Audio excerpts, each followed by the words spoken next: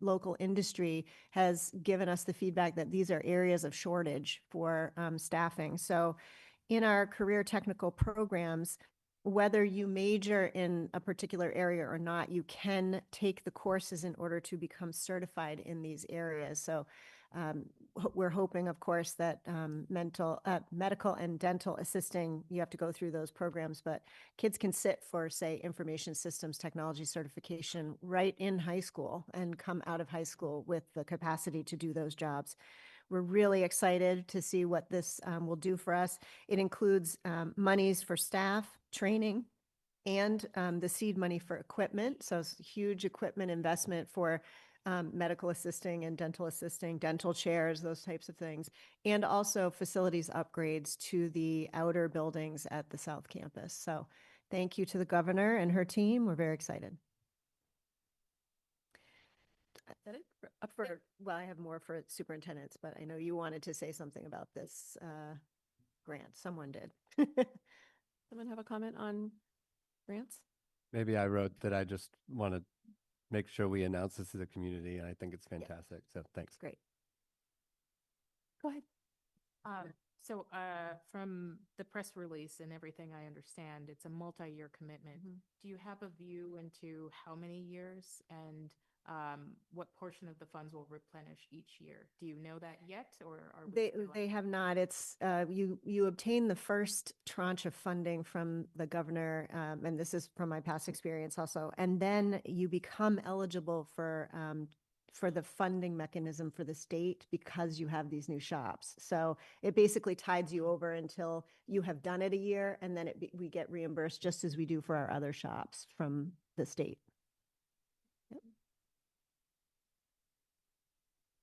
Okay, so a few other updates. It is MCAS testing time. We're still finishing up MCAS testing across grades 3, 4, 5, 6, 7, 8, and 10.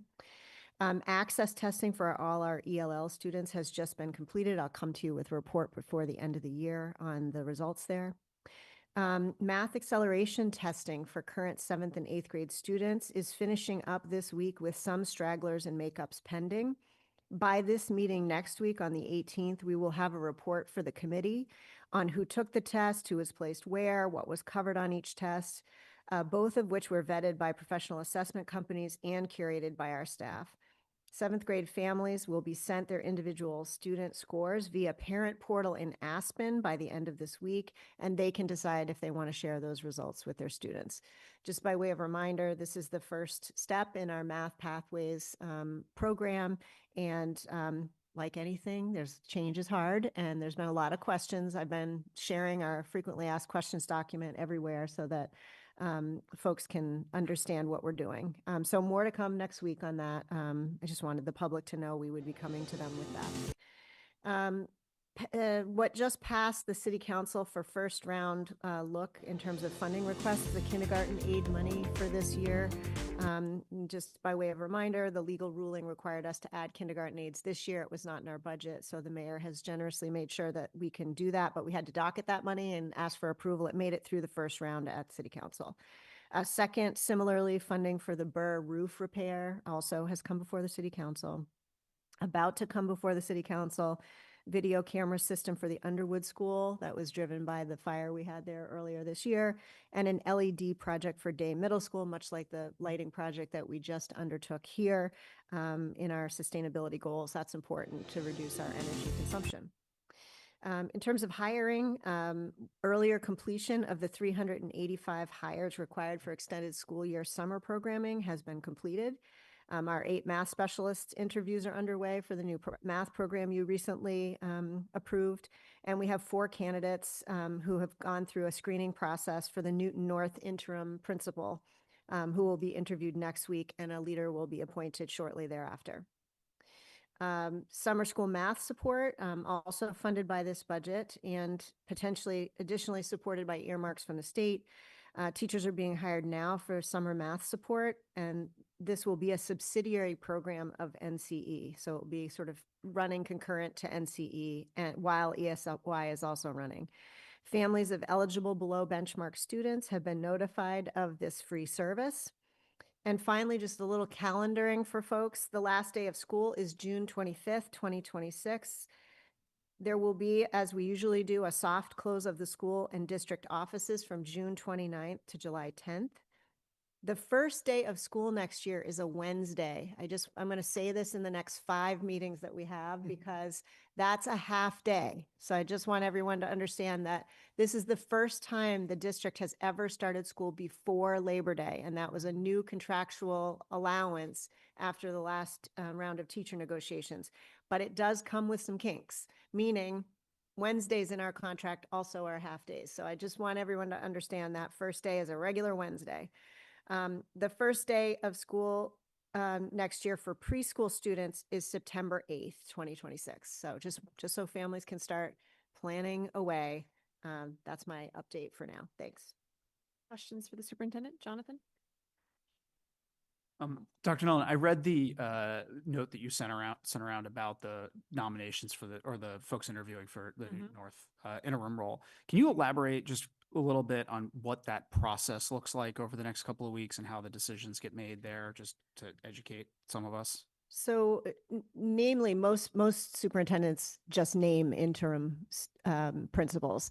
North is a complex building and has a lot of working parts and a lot of additional constituents. Yep. And it was important to me to work with the leadership team there to have somebody that they really felt could hit the ground running. So we did an initial screening with the vice principal, Amy Winston, who is there. She looked at all the candidates with us. We interviewed 6. We've narrowed it down to 4. That group is going to interview with a subset of the Newton North leadership team and the elected parents of the school council and the PTO. And then And from there, make there the will- decision that's at right. your discretion based on the input from those right. interviews. Right. Okay. Those committees are called SACs, Superintendent Advisory Committee. Awesome. Thank you.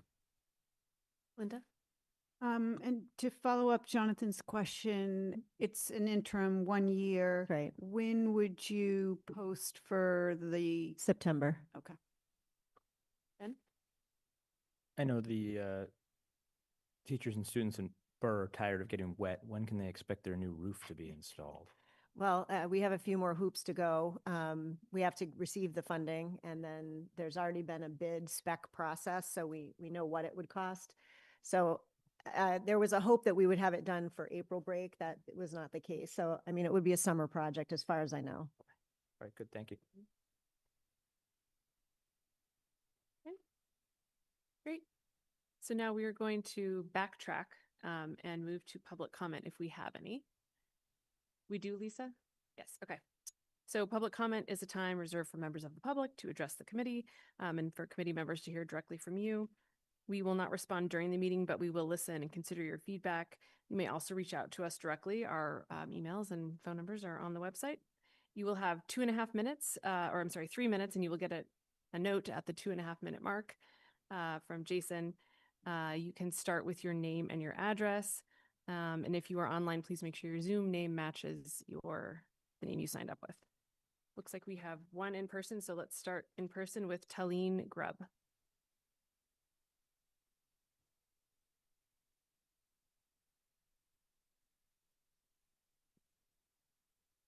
Hi. My name is Talene Grubb, 12 Elm Court. I'm a 10th grader at Newton North. And I wanted to talk about the current disability curriculum at the elementary schools. I'm legally blind, and I know in 2023 we cut the funding for Understanding Our Differences, which was founded in Newton and was around for 45 years.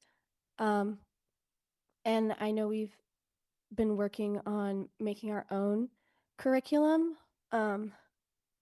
but we don't currently have any speakers who come in and talk about their experience. We don't have any people who are disabled who come in to share what it's like. I am legally blind, so in elementary school, I experienced the program from one of the niche perspectives of it.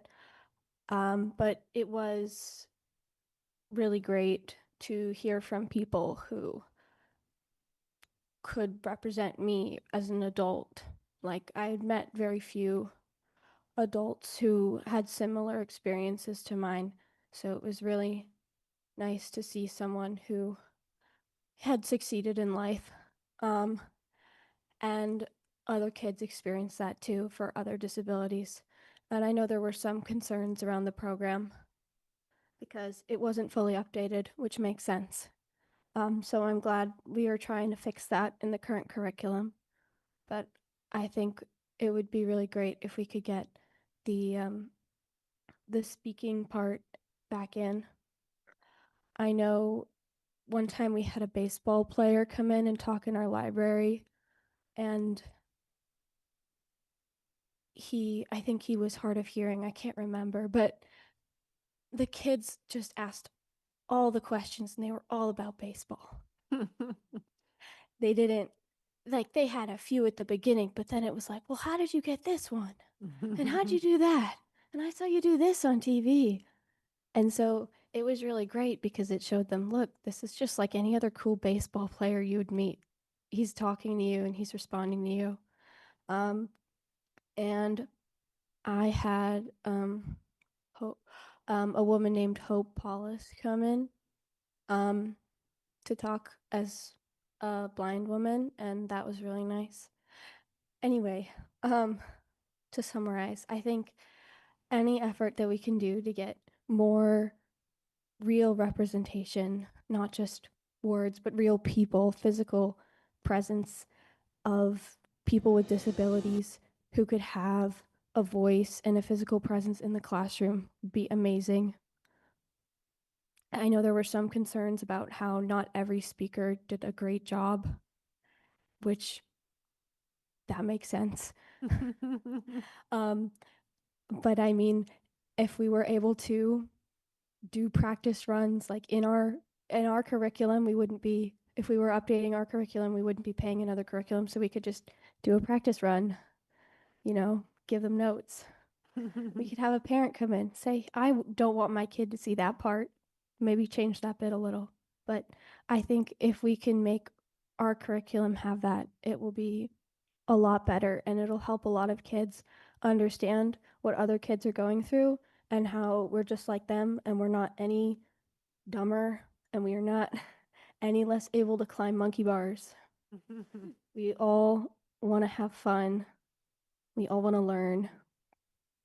And having someone who can openly say, yeah, I'm in a wheelchair. It was hard, but I did it. Yeah, I'm blind. It was hard, but I did it. And it wasn't really hard because I was blind. It was just hard because it was hard.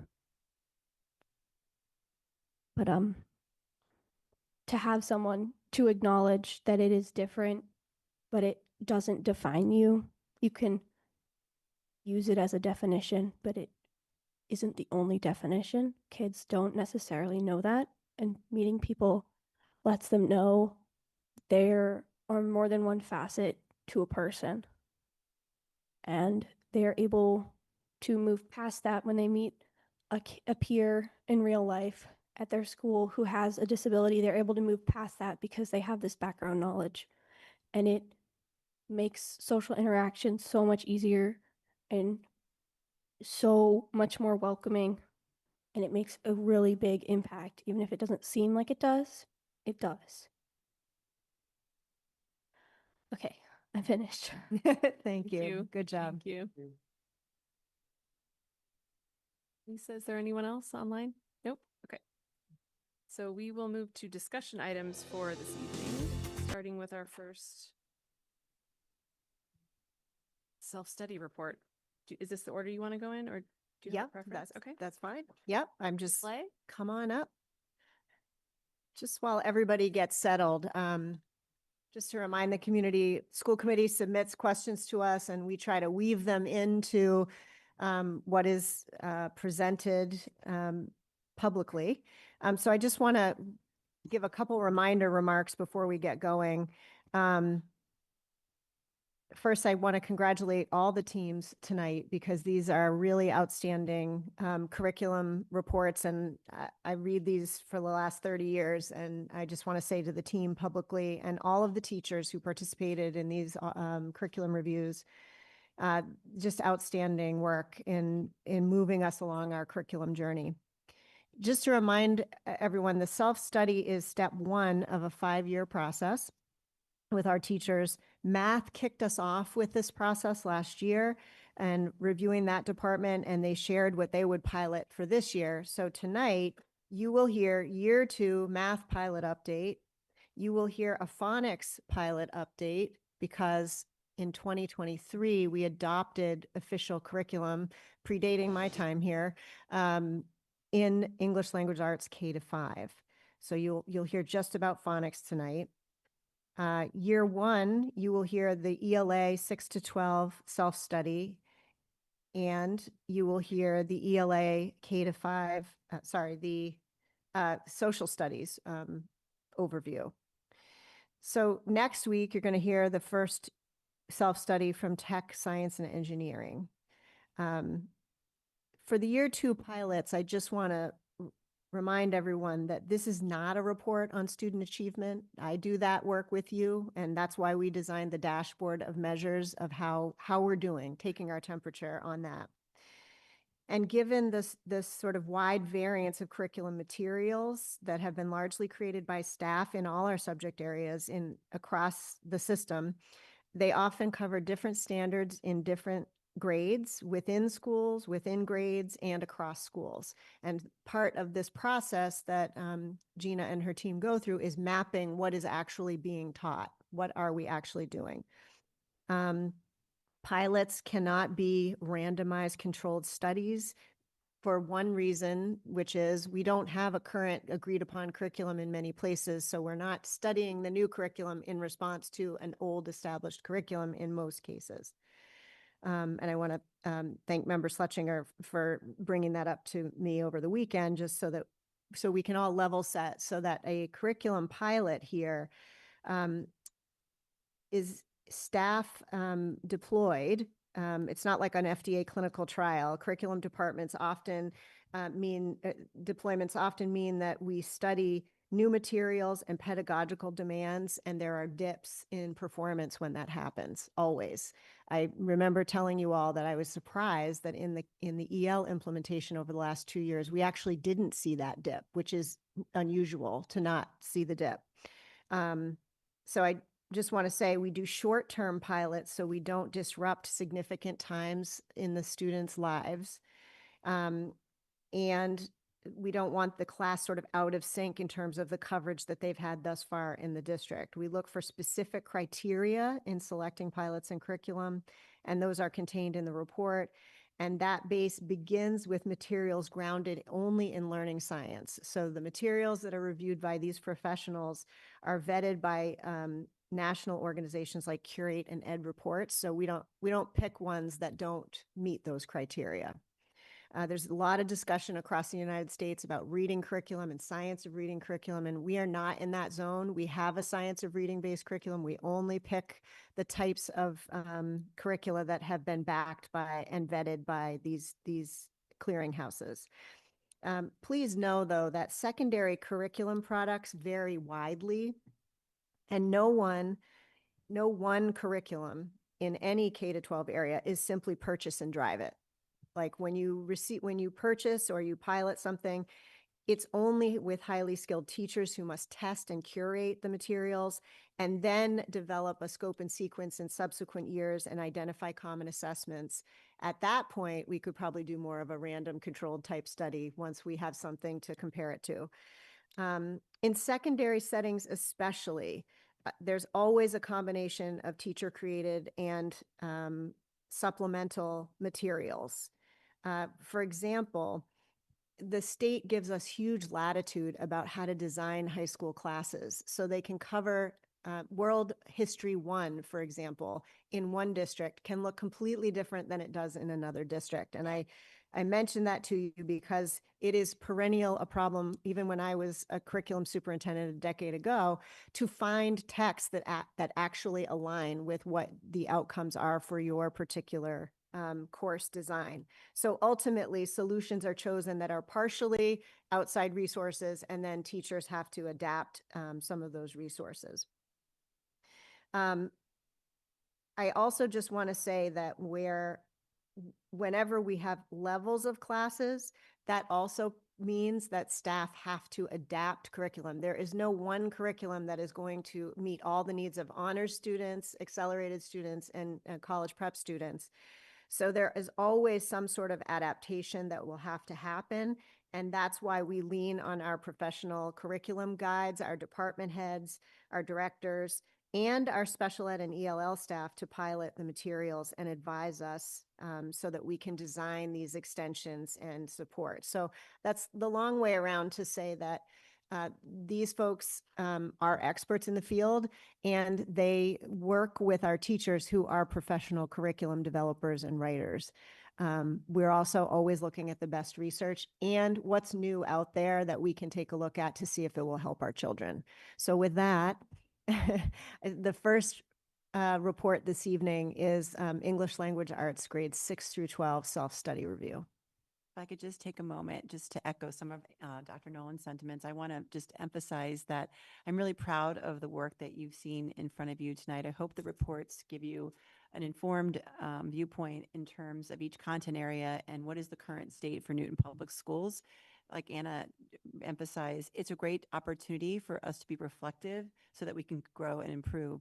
I also want to give thanks to my colleagues in the Office of Teaching and Learning, some of them who've only been here like 7 months, and they took on this charge with a lot of grace and a lot of hard work that goes beyond what you see. A lot of time and effort went into the creation of the report, from the surveys, learning walks, the analysis of data that you don't necessarily get the gist of from just reading the report, but I know how much work went into it, and I'm really appreciative. I also need to give a shout out to our high school department chairs. We have one of them here tonight. Their partnership in this process has just been very valuable to us. They are often a sounding board for us to better understand what's happening in the classrooms themselves, but they also give us a great lot of food for thought, so we appreciate their partnership as well. So with that, we're going to start with the ELA self-study, and I'm going to turn it over to my colleague, Dr. David Cloker. Hello. Thank you so much for the opportunity to speak to you. This is my first time that I've ever had an opportunity to speak to you, although I have played trivia against a couple of you. And so I'm still very proud of myself for the few 80s things that I was able to pull out of that. My name is Dr. David Cloker. I am in my 25th year here in education, my first year of, I hope, very many in Newton. We moved to Massachusetts to be closer to my wife's family. I've been an administrator for the last 10 years. I've been a senior lecturer at Loyola Marymount University, where I did teacher credentialing classes. And most important to me, I am a former nationally board certified kindergarten teacher. And so I'm bringing all of that experience and commitment to education over all of my adult life to this report. And I just want to say that for me, the work that I have been privileged enough to do over the last 7 or 8 months has really been kind of to assemble a love letter to the amazing teachers that we have here in Newton. And I want to start by just saying something that I actually did not think that I was going to say when I first knew that I was going to be sitting here last July, which is I really do believe that on the computers and in the minds and in the practice of our English teachers from 6th grade all the way through 12th grade, we have something that rivals anything that exists within external curriculum. And I think that it's causing us to come to a place where I'm presenting on behalf of a committee who really did amazing work, but I wholeheartedly believe in our recommendation that developing that work that we have together and strengthening it to greater coherence is actually the strongest move that we can do on behalf of all of our children here in Newton. So thank you for this opportunity. What I want to do is I want to just briefly talk about our vision and mission as a Department of English or English Language Arts in a more kind of broad sense, and then talk a little bit about our current reality, and then talk about the logistics and the process of the self-study as well, to kind of think about where it is we're going and what is a recommendation of next steps. So This group of amazing educators were all absolutely indispensable. As Dr. Flanagan mentioned, one of them is sitting here with us in the audience, and I was in a near constant dialogue with all of them in terms of this report. It went through 5 iterations before it got to the version that came to you. And prior to even one word of the very first iteration, there was lots and lots of work that we did, having conversations, collecting data, both qualitative and quantitative, about the current state. And just to echo what Dr. Nolan said, really what we're trying to do is say, what is the current state of English instruction at the secondary level here in Newton? So this is our vision and our mission that I think very much fits within the Portrait of a Learner and all of the mission and visions that exist within Newton, but certainly first and foremost, the one at the district level. And I want to really just emphasize this idea of critical literacy. And I think that I can say safely on behalf of all English teachers, we think of functional literacy as a non-negotiable minimum, but that what we are really aspiring to is what we think of as critical literacy, in which students are not only able to read anything put in front of them, but able to draw really meaningful conclusions, evaluate and synthesize those pieces in the context of the world that we live in the context of everything else that has been shared for them. And so this grounded everything that we did for the entirety of this report, because this vision is where we are trying to get all of our students. Which then brings us to this cycle, again, echoing what Dr. Nolan said, this is a multi-year process. And so this evening is actually the conclusion of year 1, and we are already working into phase 2 or year 2 of this process by thinking through what is it that we're going to do this summer and into next year. And so we'll see some of that moving forward, but that really what I see us as doing is having captured where we're at and say, what are the first initial steps? Not that we have every part of the process figured out. And I don't think that's because of a lack of work. I think it's rather the realism of understanding that it is going to be necessary to get to the next kind of checkpoint in order to be able to say, what does this look like to really bring this into a cohesive whole over the course of multiple years. As part of the self-study process, we did a lot of data gathering. And one of the things that I think was kind of key for us was that we kind of almost always went a little above and beyond what was kind of considered as this is what you're supposed to do in terms of minimum collection. And so, for instance, we did a learning walk at every single school of the 4 middle schools and the 2 high schools when we were collecting data in terms of anecdotal data. Not only did we do all of our surveys, but we also did multiple focus groups, both with students at both North and South High School, as well as with different groups of teachers. And the other thing that we did is we made sure that every time we collected something from teachers, whether it was curriculum maps or assessments or texts that they were using, is that we would look at it as a committee and then we would bring it back to them and say, did we get it right? Did we miss anything? And so the curriculum maps and all of the other kinds of accompanying documents that go with this long self-study report really represent an ongoing conversation and an attempt to have no gotchas, but instead just say, what indeed is the current sentiment and what indeed is the current experience of English instruction at the secondary level. So I encourage you to read the appendices that we go through all of the process that got us to this place, but what I'm going to do is I'm going to go through our 5 findings that we had for this. And so I think our first finding really had to do with informational text. One of the things that you may be aware of is that in the Common Core, there really was a move away from this idea of fiction and nonfiction towards an idea of narrative and informational texts. And one of the things that we want to acknowledge is that it's entirely possible and happens all the time to have a true story that is also written in a narrative style. That's what most memoirs and biographies are. It is also really important to realize you could have an informational text that is fiction. If you look at any science fiction or fantasy novel that has some genealogy of fictional families, that's an informational text. And so what we're really saying is that we're doing this, and I think we could do it more and better in terms of how are we helping students understand what informational texts are all about. And so we want to make sure that we're having a robust conversation with especially our colleagues in social studies, history, and science around the teaching of informational texts. And we understand that for us as English teachers, making sure that students understand the kind of specific text feature structures of informational text is essential. And so what we want to make sure that we're doing is having some of that explicit communication between the departments. We want to make sure that all of the content teachers, not just English teachers, have some specific training around how it is that you are using informational texts and helping students understand the specific qualities of informational text. And then the big thing that is going to be a change is the adoption then of a long form informational text for each of the grades 6th, 7th, and 8th next year. And the idea would be that would be summer work that teachers can elect to participate in. They have already done some of this in their citywide work, in which I brought them all of the informational text from the top 3 of the external curriculum that we looked at and took very seriously as part of our committee. The second finding was then around speaking and listening standards. It's very important to note that literacy is not simply reading and writing, it is reading, writing, speaking, listening, and thinking.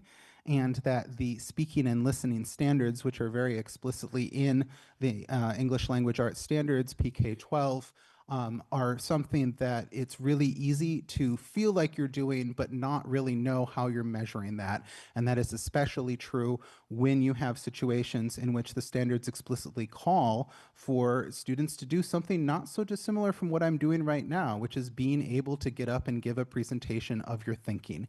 And so this is something that we do very well at the high school. Both of the high schools have a sophomore speaking experience. I got the honor of being one of the judges for the experience along with our mayor at Newton South.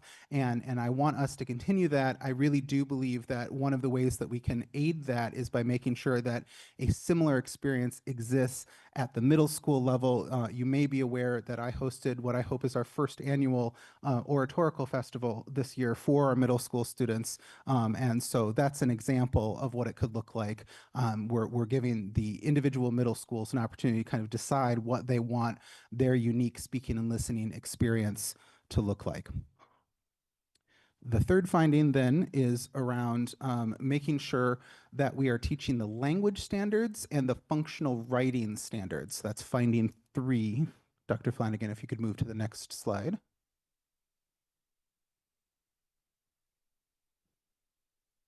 So we're having some minor technical difficulties, but I'll simply speak through that. There are a whole host of writing standards that we need to attend to. And some of them I think that we are really doing well, particularly when it comes to a variety of form writing. I saw Korean poetry, the Sijo poem poetry form, for instance, in one of our middle schools. That is not something that I have seen in every single middle school across the country.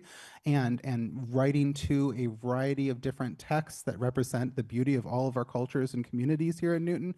I think that we're doing that really well. Where I think we need to do a better job is making sure that we are consistent and clear about what are the grammar expectations, what are the functional writing expectations. I call this sometimes GUMS, grammar, usage, mechanics, and spelling. And so we want to make sure that we have an articulation from 6th through 11th grade. And the reason it's 11th grade and not 12th grade is the way the standards work is they're 9th and 10th grade and then 11th and 12th grade standards. So doing this articulation through 11th grade actually does cover 12th grade. The other thing that we're going to do that was an intentional pause this year is return to common middle school writing assessments.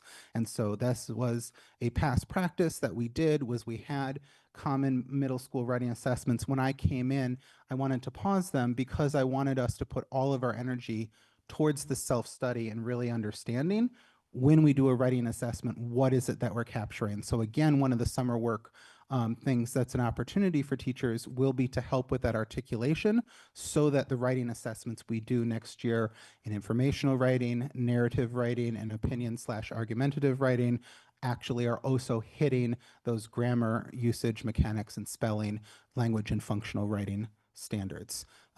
Okay, see that we got to the right slide. So now moving on to finding 4.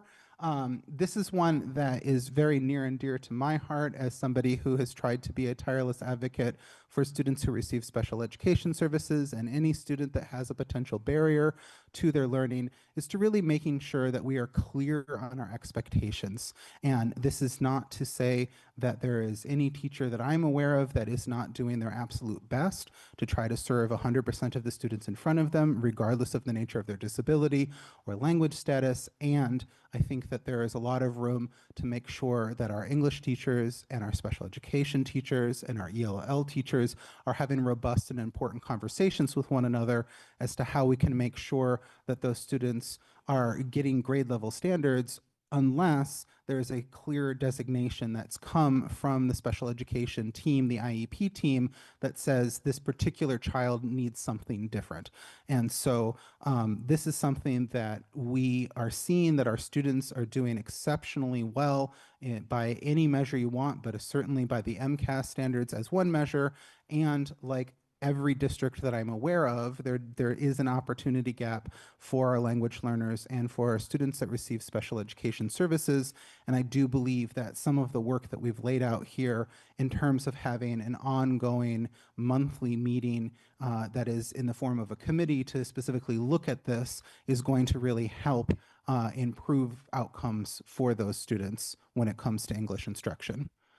Which then leads us kind of to finding 5, which I think of as really summing up the work that we want to do, which is having an overall greater alignment. And so again, as I said when I opened, I'm saying something that I didn't think that I was going to say when I took this job last May, which is that I do believe we have the resources to work in alignment towards something that is in the best interest of our students in a way that outweighs the potential cost, it not just in terms of physical cost for materials, but also kind of cost of lost institutional memory of the great things that are happening in the various classrooms. And I just want to emphasize again that this is not me either saying this out of ignorance or simply to try to win brownie points, but I am truly impressed with the instruction that I have seen over and over again in all 4 of our middle schools and both of our high schools, and really think that a lot of that has to do with years, decades of deep thinking that has happened and has been passed through. And so the way that we're organizing this self-study and what we want to do in phase 2 is really say, okay, let's bring those things together and let's make sure that the great things are rising to the top and become common practice. So what we have in terms of action steps for next year, one of our mandates was to consider pilots. As I hope you can look in the appendices, we did very seriously consider external curriculum and looked at what were the options in front of us and drew a conclusion that I, at least myself, didn't know that I was going to. And given that informational text is a relative growth point for us, one of the things we're doing is making middle school teachers have the option of piloting an external curriculum from either StudySync, Amplify, or EL Education, which were the 3 external curriculums that we thought were the strongest amongst the middle school options, and is particularly the strongest when it came to informational text. The other thing that we would like to do is make sure that there is a common middle school writing platform. This would be the ways in which we can do these writing assessments that I referred to earlier. My hope is that whatever platform we land on can be something that we're also taking really good notes on, and that I could potentially come back to you in a year's time and make a formal recommendation about where we would move in terms of a common writing platform, either for middle school specifically or potentially even extending into high school. The other thing that we're going to do that is really important is we're going to have these 6 committees. And these committees are going to be formed of all of the English teachers by myself, Ms. Dilworth, and Mr. Barron, again, who's joining us this evening. Those are the 2 department heads at the 2 high schools, and that the 3 of us really want to make this the work of all of us as English teachers and not simply a select group within the larger English teachers. And so building these committees into our existing early release days will be the way in which the bulk of this committee work is able to be done. That then finally leads me to kind of what are the specific things for middle school and what are the specific things for high school. I think in general, our findings were that there were more things we felt like were next steps at the middle school level than we felt like were at the high school level. And so, as I had mentioned before, we are recommending a common middle school informational text for next year at each grade level, 6th, 7th, and 8th. A return to a common series of writing assessments that are anchored in our priority standards and our common curriculum ultimately. A big thing that we found was the idea of having an ELA leader at every middle school. Again, hearkening back to finding 4 and our advocacy for our students that have potential barriers, one of the things that I think is a real difference between our elementaries and our high schools as opposed to our middle schools is that at both the elementary and at the high school levels, there are clear point people for English instruction at those schools. Our literacy specialists, which I oversee at the elementary level, and then our 2 amazing department heads at the high school level. And so ultimately, I think we need to think about how we are able to identify somebody at the middle school level that's helping us do that work. And I want to start with just saying we have an ELA leader next year and then kind of grow that process. And then lastly is this idea of having a site-specific public speaking experience. Again, I'm going to continue doing the middle school oratorical festival as long as I am able. It was a wonderful success. I invite you all to come again next year for this event. And if that's what the middle schools think is the event that they want to put their energy into, great. Please come on in. And also, if they want to do something different, Day, for instance, does a poetry slam that I also got to be a judge at, which is really awesome. So, there's lots and lots of ways that this can happen. And there'll be something that help prepare all of our students when they go into 10th grade at either North or South. And then finally, with our high school, we want to make sure that we're including our 9th grade teachers in the discussions of these common writing assessments. One of the things that's happened in every district that I've worked at is that there is inadequate communication between 5th and 6th grade teachers and inadequate communication between 8th and 9th grade teachers. And so we're going to take an affirmative step to try to make sure that 9th grade teachers have a sense of what it is that their soon-to-be students are working on, particularly when it comes to writing. And then the last thing is making sure that our college preparatory classes, our sub-separate classes, and otherwise specialized instruction are at grade level standards unless a student has gone through a clear identification process of not yet being able to access those grade level standards. And this is something that is not an assumption that this is not happening. It's about making a clear understanding that this is the expectation and then being able to do an evaluation of courses appropriately. So with that, I welcome your questions.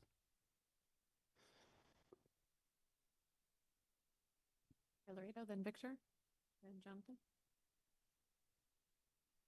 So I want to first thank you for really very thoughtful presentation. Lots here. I'm really glad we're taking a look at thinking about a curriculum across the board from 6th grade to 12th grade. I think identifying that gap between 8th and 9th grade is particularly important. I also very much like the idea of making sure that regardless of which middle school or frankly high school you go to, you're getting consistent curriculum. Doesn't mean it's going to be identical. Every teacher is different, but we certainly have expectations for all our kids. I would applaud the importance of being able to get up and speak publicly. I think that is a skill not just for those of us at this table, but actually that's every single graduate of the Newton Public Schools should have, because there will be lots of opportunities in their lifetimes to get up and talk to a group of people. And we should be preparing for them for that. I think we do that now, but I really like that. Question, and I don't pretend to have the ability to talk about the idea of information for nonfiction versus fiction. That's for the educators. You'll figure that out.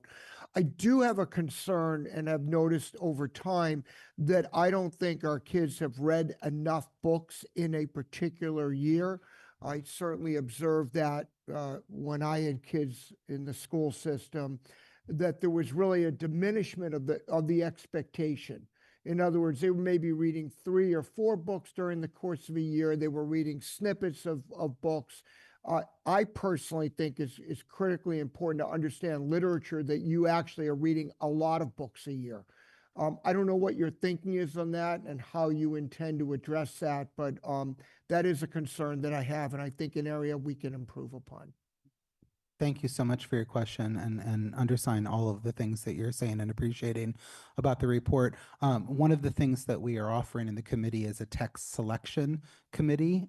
So one of the 6 is a text selection committee, and I think that that's the hope, is that committee not only can eliminate the situation where we unintentionally teach the same text twice from one year to another year, which doesn't happen a lot, but can unfortunately happen when you're not talking enough to each other, but also really identify how are we making sure that there's a robust and rigorous reading curriculum as part of an English instruction. So yeah, I think that's absolutely the intent for that committee to look at that. Yeah, and may I just add, I really would urge us, again, I'm not the expert here, but I would urge us to really make sure that we're not just reading a little bit of snippets here, a little bit of snippets there, but there's real thought given to making sure that our students are exposed to an array of different types of literature, whether it's, Shakespeare, contemporary literature, traditional American literature, whether it's a Mark Twain or someone of that nature, or Fitzgerald, whatever the thought is, and that there really be an emphasis on kids having a very rich and frankly rigorous expectation that they are going to read a lot, because I think I always have thought that's really the foundation of a good education. So I just urge that. Thank you. Agreed. Thank you. Victor? I want to echo again, amazing work as always, to both of you, or to the whole team, I should say, more accurately. And actually, Mayor Mark said a lot of the same things I was going to say, so I won't repeat many of the comments. I have 3 sort of hopefully quick lines of questions or comments. One was, oh, there's no page numbers. Finding 4. Mhm. If we were to go to that one, Yeah. the professional collaboration. So I think this emphasis of having a degree of consistency across schools, perfect. The professional collaboration, awesome. I'm curious, this professional collaboration, which is discussed vis-a-vis yourself, how would that interact with Dr. Coleman's work, if at all, or is that sort of discrete? I think that it absolutely would intersect with Dr. Coleman's work to the extent that it's helping us in terms of our overall training of professional learning communities. And I think that part of the idea for me is that every professional that works in this district has an area of expertise that they can bring to the table, and that there is something really beautiful. And this is something I can speak from personal experience on, of having a real content expert who sits down with an expert on accommodations, and together they find universal design for learning, kind of opportunities that might not have been obvious to either of them prior to the conversation. Got it. If I could just add, Member Lee, also, so for those watching at home, Dr. Coleman is our Director of Professional Learning. So if you could think like the hand in glove is that Dr. Cloaker is the content expert, and Dr. Coleman is aligning us K-12. So there were a bunch of questions from one of the members about, how are we making sure there's not a big pile on a particular set of teachers in terms of workload. So the hand in glove planning between these 2 men, as an example, is Matt is looking across the system and saying, what patterns am I seeing, and where can we put, say, universal design for learning training, which is a way to design instruction and activities, whereas Cloaker comes in with already scheduled time period that it's about the meat and potatoes of English teacher work, right? So what are the particular strategies, the particular assessments, the particular expectations for that subject area? So that's just some of how it works. And then our principals do some work as well. And so the key on the alignment, though, is we haven't had an aligned set of playbooks for our teachers. So they've been sort of fending for themselves, and they're tired and they need our coordination. Yeah, I have a lot of trust and faith in all of you. So it's more about, as I said, having that full picture, which I'm sure you guys do have. And UDL is a great example, so I appreciate that. The second, I'll just tag on very quickly to what the mayor was saying. I've noticed from the students I'm teaching at the higher ed space that the stamina in reading has also seemingly declined. So I just want to reemphasize that point. I do think maybe it doesn't have to be all long form all the time, but I do think there is something to be said for being able to have the stamina to read through books and slog through these. It's I'd see a noticeable difference. That's empirical, but and then the last one, this is more of a technical one. I should have given you a heads up on this one. At the end of the day, I just leave it to discretion in terms of the evaluation of the 3 study sync, amplify, EL education that's there. 2 thoughts that I have. One is, I think either today or in the future time, we will be talking about UFLI and the question of, I guess, my understanding is UFLI and EL education to some extent has integration. And I would just throw out there that we want to make sure that if we decide to go after the pilots are done with either study sync or amplify, that is also considered as, that panoply of transitions are not too awkward, I guess, as they go from block to block, or sorry, from school to school. For study sync, and this is not to pick on any particular one there, the last data I saw was from 2020, so it's a little bit aged now.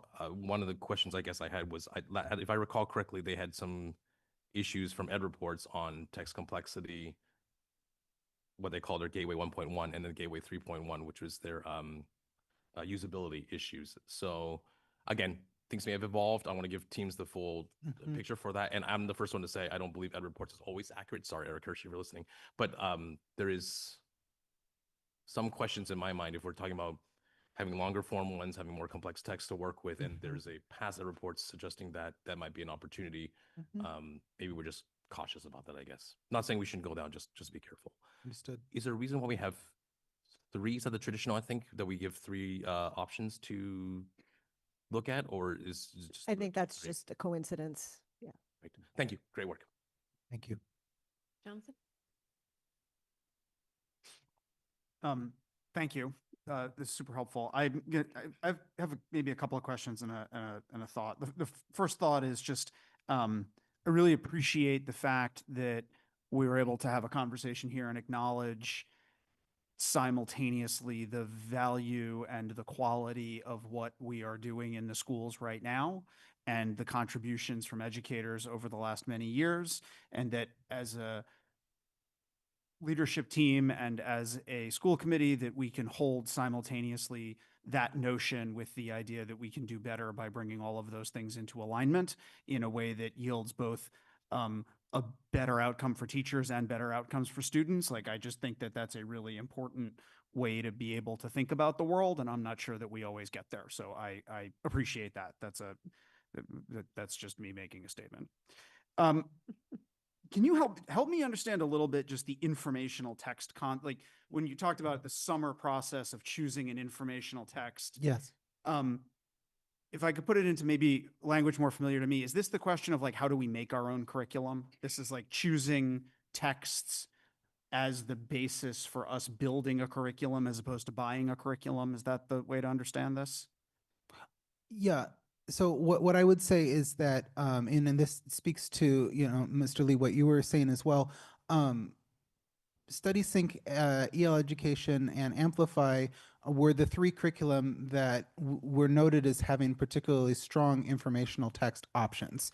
And so one of the things that I actually did this spring was literally take out every informational text from those 3 curriculum and put it in by grade level, and then allow the middle school teachers to look at those as options. So it is possible that they will pick one of the options from one of those curriculum. That's not us adopting that curriculum. It's us agreeing that the text that they selected, the trade book, would be a good option. Yep. And to more directly kind of, hit on what you're saying, yes, I think the long-term idea is that there are some things we are building in common, at a minimum, making sure that there are some, clear priority standards with a scope and sequence and common assessments. And with that invariably is going to come some common core texts. Let me maybe be a little bit more pointed. Is there a version of the world where we come out of the pilot process next year and the answer is for us to build our English curriculum for the city of Newton, not buy one of these 3 options? That's an option. Yeah. I felt like I heard at the beginning of your narrative that actually seemed like more than a viable option. That actually seemed like a very attractive option. Yes. I think that, I don't want to ever take for granted that we have to always be doing the research, which includes looking at external curriculum and looking at the reports that are done on that. And so, to the point earlier, we looked at both the DESI Curate and the Ed reports, extensively and tried to use that as what we're looking at. And yes, I think that we are saying there are many resources that we have internally that have already been partially developed that we can then fully develop and say, this is what we're doing. And that could include some pieces of specific curriculum, such as an informational unit from one of those 3 external curriculum. Given some of the things that we talked about earlier around, this is not a, randomized controlled trial. My sense is that's probably a difficult thing for us to do within the Newton school systems, even if you had a perfectly aligned curriculum. But without it, it's nigh impossible. Like, why run the pilots? Like, why mess around, for lack of a better term, with a bunch of third-party concepts next year when we feel good about the base that we've built already as a school system? And why not just put all of our effort into fixing what we've got and get a year ahead of ourselves? Well, quite honestly, I don't think you and the public would accept that from us. Quite honestly, having watched what happened with the elementary literacy rollout before I was your superintendent, parents formed their own committee because they did not have confidence that enough of the sources had been vetted by the school system. So we are just reaching out to say, these are all the things that are available in our realm. We're going to work with our professional educators. We're going to sort through to see if there's any value. But if there isn't, and we think we can do better, which would also not require a purchase, then we're going to do that. Got it. Okay. I would never expect the Newton community for us to say, trust us, we got it already.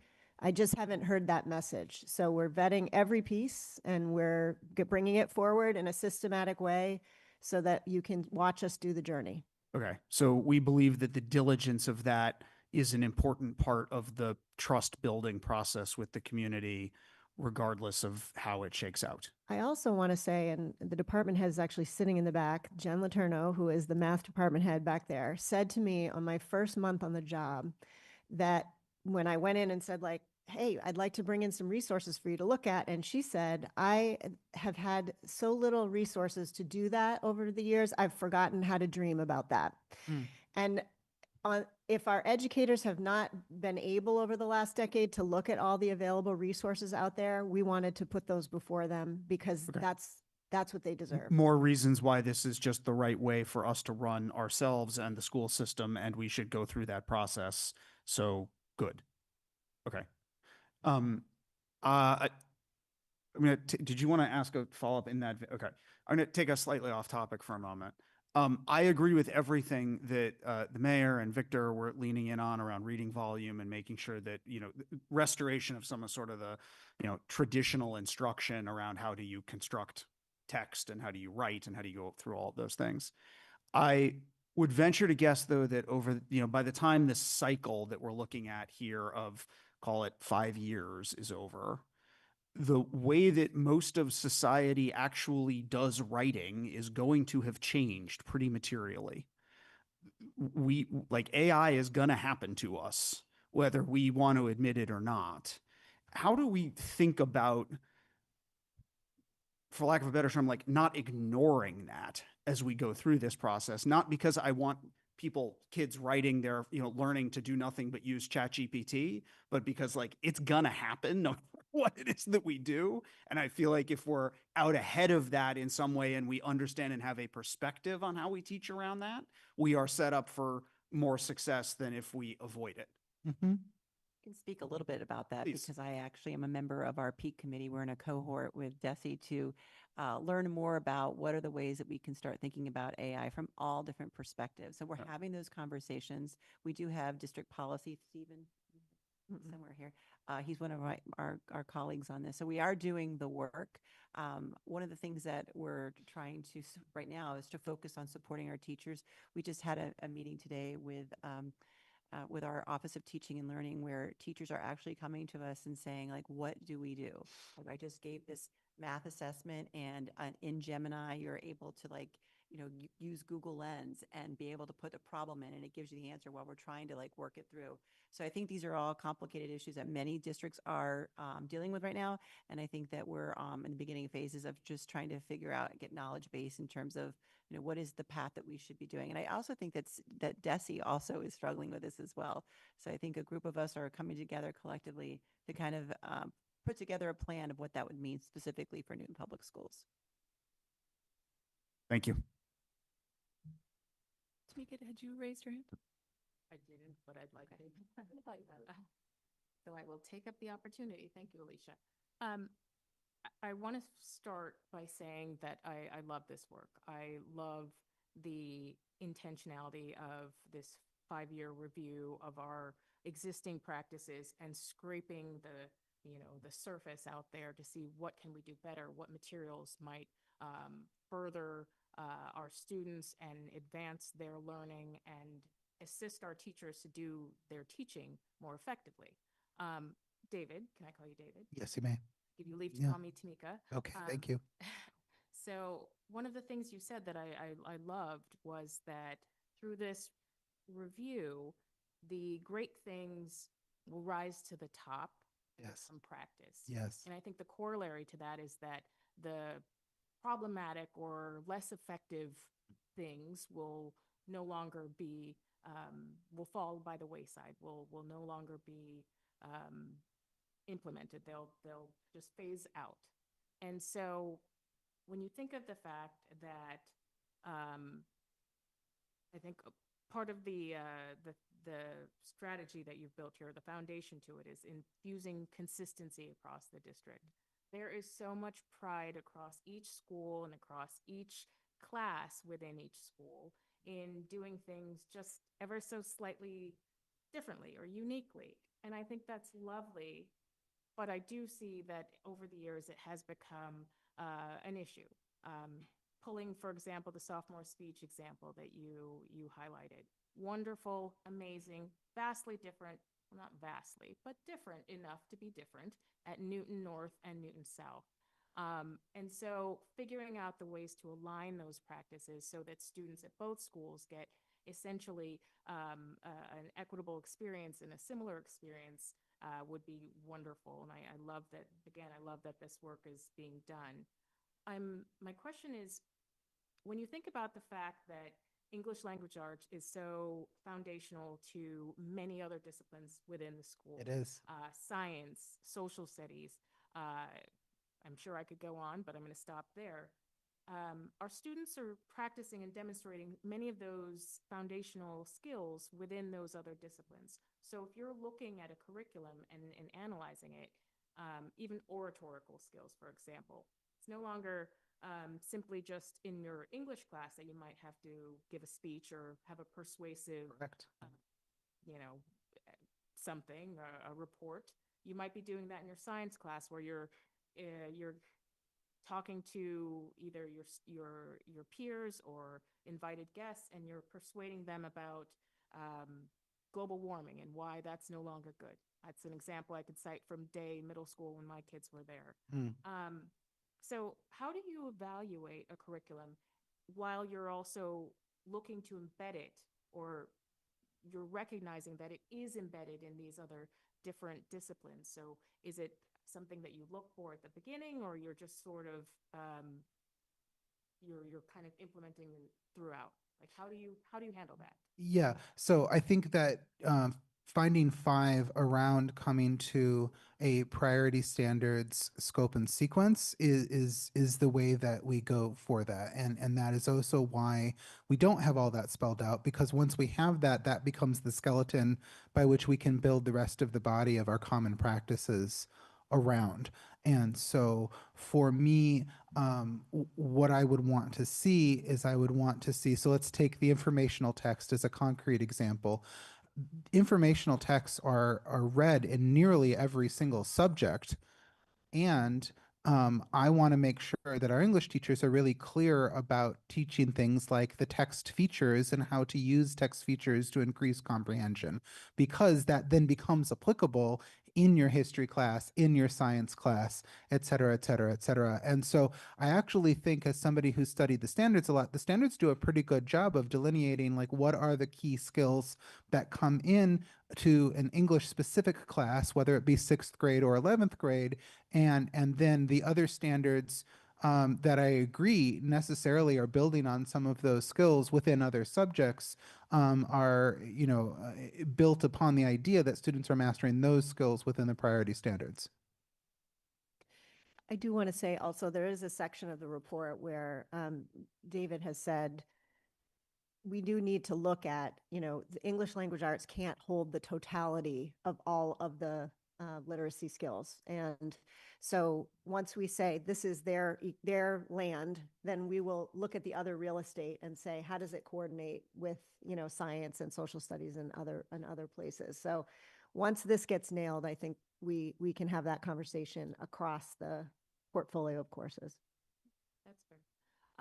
And last thing I'll say is I love that you are building in right now at this, what is this, the end of year one review, the need to have the interventionist type aid and assistance for our students. And right now identifying where those gaps are so that we as a committee can be thinking about how we address and how we service the students in those particular levels. So thank you very much. Appreciate your work. Thank you. And then Jason, then Margarita. Thank you both. Appreciate the work and your time here tonight.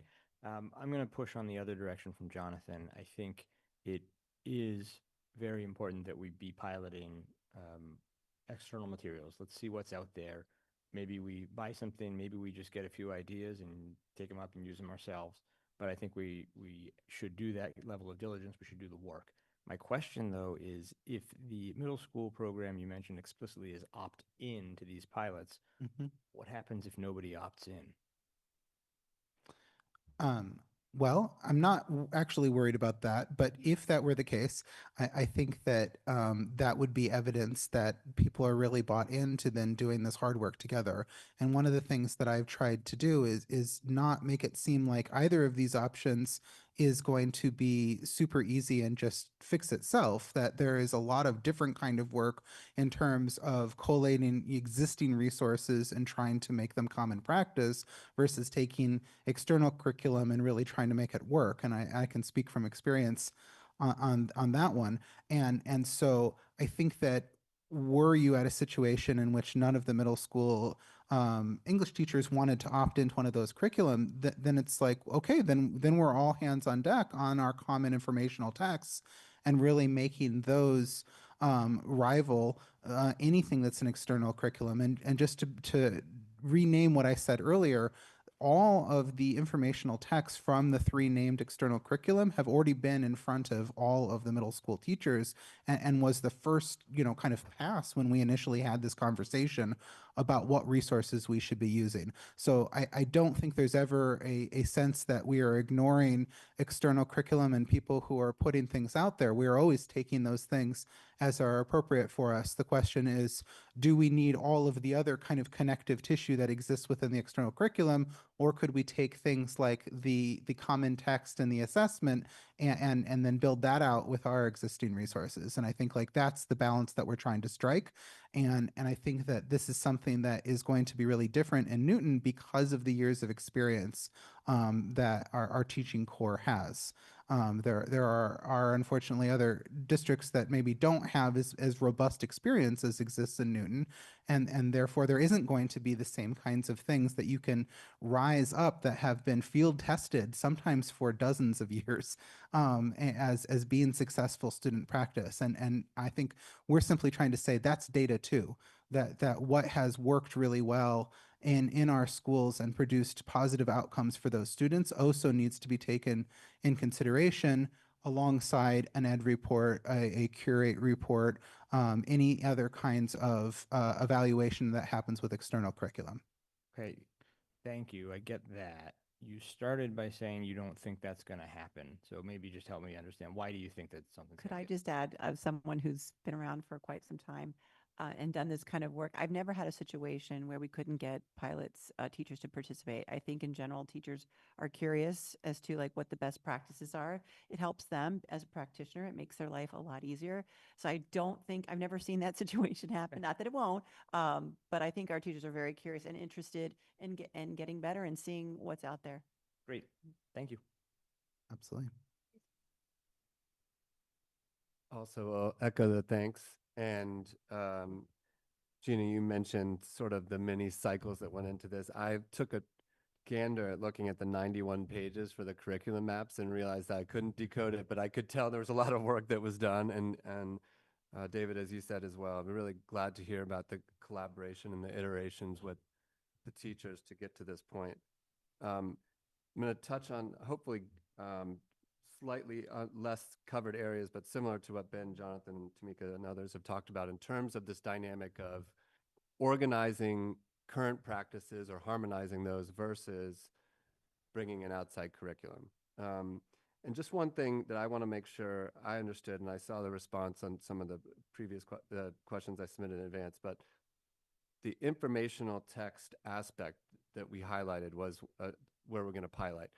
Correct. That's a subsegment of each of those curricula, which is like, I think the response was a quarter to an eighth of a year of English would be the scope of what we'd be piloting. Correct. That's correct. Yes. So we won't get a feel for, the other modules within that, but that's by design. It's really, we have a hypothesis that this informational text component of their overall curriculum is where we might benefit most from Correct. bringing something. Is that correct? Yes. Are there any other components where we think there could be some benefit? In particular, it seemed like some of the language around vocabulary and gums, is that the Yes, grammar, usage, stuff, mechanics, spelling. had a little bit of, back to the dynamic you were just describing, like, is it easier to harmonize all the things we do, or is it easier to bring something in? Where's our hypothesis on Yes. that one? And the other one I'll ask the same question of is the writing platform. So in the evidence that we found, both in the curriculum maps and in the learning walks, there are many more teachers that have really clearly articulated resources for functional writing and language standards. The issue is that those are not widely shared and are not yet common practice. And so that's why we went that direction with that finding. Whereas in informational text, I think that we did feel like we needed to look externally and get some additional resources to kind of drive our thinking on that. As far as the writing platform, the idea would be that we can have a common place that easily allows all students to use one platform, 6th, 7th, and 8th grade, that then they could do these writing assessments on, but potentially do other writing assessments on, and that most of these writing platforms also have kind of optional, not curriculum, but kind of tutorials that you can direct students to. If, for instance, they have a problem with the passive voice, you can then say, hey, look, here's this self-guided thing to help you understand about when the passive voice actually becomes really bad writing. Sorry, so that is an area where we could be bringing in I don't know if it's a mini curriculum or a tool or something, but it's. I would call it a tool, not a curriculum, because I think the idea is that much like some of the other tools that we have to help students that are not needing what I would call capital I intervention, but definitely need some kind of focused support on something, it's something that you can then assign to the student for them to do, as opposed to a whole class lesson on grammar or any other aspect of gums, which then would become the curriculum. Thank you. So just elevating on top of this and playing back, it's, there is a lot of, thinking across the entire arc of ELA, a lot of existing resources, and we've sort of diagnosed where we think we might benefit from outside Correct. tools or Yes. mini curricula Yes. versus where we think we've got enough resources to organize it ourselves. And presumably then, like, the standards, the scope and sequence, the assessments across all of it was something we have to harmonized regardless. Yes, and that would be work we would need to do whether or not we're using an external curriculum or kind of bolstering what we're doing, is we would need to get to a place where there are more common assessments. And that was, again, why I paused the writing assessments this year, because I wanted those writing assessments to exist within this work. Well, my question was, is that harder when we're doing this, you know, pick and choose type of an approach? Is it making our task of the overall scope and sequence assessments harder versus you bring in the whole curriculum and it's kind of got a more helpful starting point? So one thing I wanted to share is that part of the work for next year, particularly in ELA, is to identify our priority standards across 6 through 12. So what are those standards that we know that we need to concentrate on, develop those things that you're talking about by the identification of those priority standards. So this is a first step. This is an area that we knew that is a urgent need for our students based on our MCAS scores. And it's an area that we think we have some traction to build some goodwill and collaboration with our teachers. But the idea is to build a full-blown scope and sequence, unit planning, the whole 9 yards, whether that's through our own development or through some kind of outside vendor or tools that help us get there as well. Thanks. We'll turn to sort of the change management aspects. I just really more of a comment than a question, but I see in a number of aspects that we're already thinking forward towards that. I mean, I know this is the self-study part, not the selection and the change management, but I really applaud that we're already think about things like how do we integrate those 6th and 9th grade interactions and the thinking into part of this. The ELA leaders sounds like, love to learn more about that, but it sounds like we're thinking about how do we propagate and coordinate. These feel like big lifts. I really get the attraction of doing best of and enabling the like very rich, diverse practices to be harmonized when we think that's the best approach, but it does feel harder a bit to me. Mhm. So I'm glad we're already starting to think about those aspects. One thing that I did not see treated to in detail, with like comparison to when we were doing this or we were listening to this happen with math a year ago or so, is discussion about how we're handling leveling as part of this math literacy assessment. So my understanding is at the high school level in particular is similar to what we've had historically in math. There's around 3 levels with the CP, ACP, honors, and maybe some diversity around that also in the ELA side. Is that correct? So in terms of leveling questions, one of the way that that's kind of synthesizing with the curriculum reviews is that the high school has their own separate curriculum council. And right now, the work of that committee is to bring some commonality in terms of, for example, what is rigor? What do we mean by the levelings? What do the different levels mean? You heard David talk about earlier that, one of the things that we're trying to do is, for example, for the college prep level, is typically that has been seen as a course that is below grade level. And we're trying to bring some consistency to that. So I think the high school curriculum council is working together to kind of create those common definitions. What that will look like in terms of the work in the curriculum review committee is that as we start to develop curriculum, we will be building in that scaffolding of differentiation, both on the students who are struggling the most, as well as those students who need extra, enrichment, so that it will kind of be integrated into this process rather than seen as a separate thing. Okay, but just to make sure I understand like the tactical implications of that, I think what I hear you saying with respect to the CP is as it relates to standards, et cetera, we want to make sure that we're setting high expectations. Yes. And perhaps I hear you saying also that there may not be a difference in sort of how we're moving through it with ACP and honors from a pacing perspective, but there'll be expansion of those levels in different ways. This is what the curriculum council is working out right now. They're doing it subject by subject, so like science department together, English language arts together.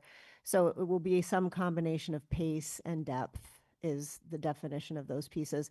But more fundamentally, and a couple of you asked this question, and David's been really front and center on this, about our EL students and our special education students receiving effectively a sub-separate lower than grade level curriculum than they should. And that is one of the reasons that we are sometimes seeing depressed scores from some of these populations. If you are never exposed to the grade level scenario with the accommodations that you are entitled to, you will never get to equity. And so we mean it when we say that we are taking the rigor conversation very seriously. And rigor doesn't just mean like more and more homework and all those things. It means the right text complexity. It means the right tasks. So it is this design work that is the first step towards what we mean when we say honors versus accelerated versus college prep. Okay, but mechanistically, that's happening outside of this current. It's happening with the high school curriculum council, Okay. just as it did with math. Okay. Thank you. That's all. Okay. Thank you. I have a question and then I'll go back to Victor on the master list of books. So when we talk about book lists, I get very nervous. Can you talk about how that will be developed? What happens if a teacher wants to teach a text? Particularly, I'm thinking about higher levels where teachers want to choose a text that fits with their students or some experience they've had teaching it. Like, how limiting will this list be, or how expansive will it be? Can you teach outside it if you request? How will it work? I do not envision the text selection committee as being we didn't give you the stamp of approval, therefore you're not allowed to use it. What I do think that it can do, and this is something I alluded to earlier, is help alert when there are texts that are being potentially taught twice in 2 different grade levels. And I think that it can also help curate books that are all on a given theme.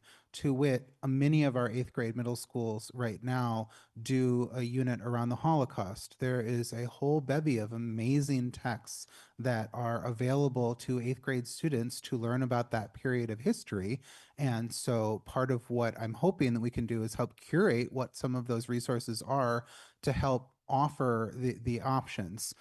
So I don't see it as a place of saying, no, you're not allowed to use this. It's more about saying, these are the things that we think are associated with certain topics for certain grade levels. Great, thank you. Victor, did you have an additional comment? Yeah, it's just, I think one open reflection, which is I see the desire and the value of wanting to maybe develop our own curriculum. Just going back to that topic that came up briefly, my noodling on it is that from the examples I've seen, it can potentially save money, but when those are saving money for, not that that's the only reason to do it, but it tends to be based on OER or open education resources that exist already. But it can cost a lot in terms of time, in terms of getting our educators who are involved, right, to be willing to do so. So there's a part of me that I'm not saying that we shouldn't purely ignore the possibility of homegrown curriculum. My pause there is there are some, I mean, coming from the world, there are some benefits to using third parties who, if they have truly been able to test advantage, they have the scale advantage of doing so, then great. Doesn't mean that they should be, trusted as being perfect, because they're not. But it does make me sort of pause a little bit about whether, if we're going to do homegrown curriculum, even as a concept, do we even have enough time, energy, dollars, and support to make this happen? So again, it's a rhetorical question, but it's. I just want to be very clear, so there's no soundbite for you or Yep. us. This is not a money-saving moment. This is, we have studied for 3 years who our bright spot teachers are in these areas. We have taken the best of, and we want to scale the best of across the system. We're going to need to reach out to some other resources that we don't have. And the teachers are under-resourced in some areas. And there certainly needs to be training on text complexity and text selection and assessment design. Those are things that we will use some external resources to help us with, right? Yep. But it will be driven by the decision-making of our teachers, which sort of gets to your question, Jonathan, about, how are we using the best of current tools and the best of our traditional teachers? This process is bringing us there. There are a lot of great tools out there, and these digital portfolios have a lot of merit, but they're only as good as the human experts who use them.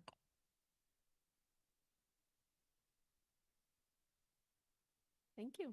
Thank you. But wait, there's more. But wait, I'm so thankful for the thoughtful engagement, and the one other thing that I was hoping that we could cover was the We UFly. do, you must. That is up next.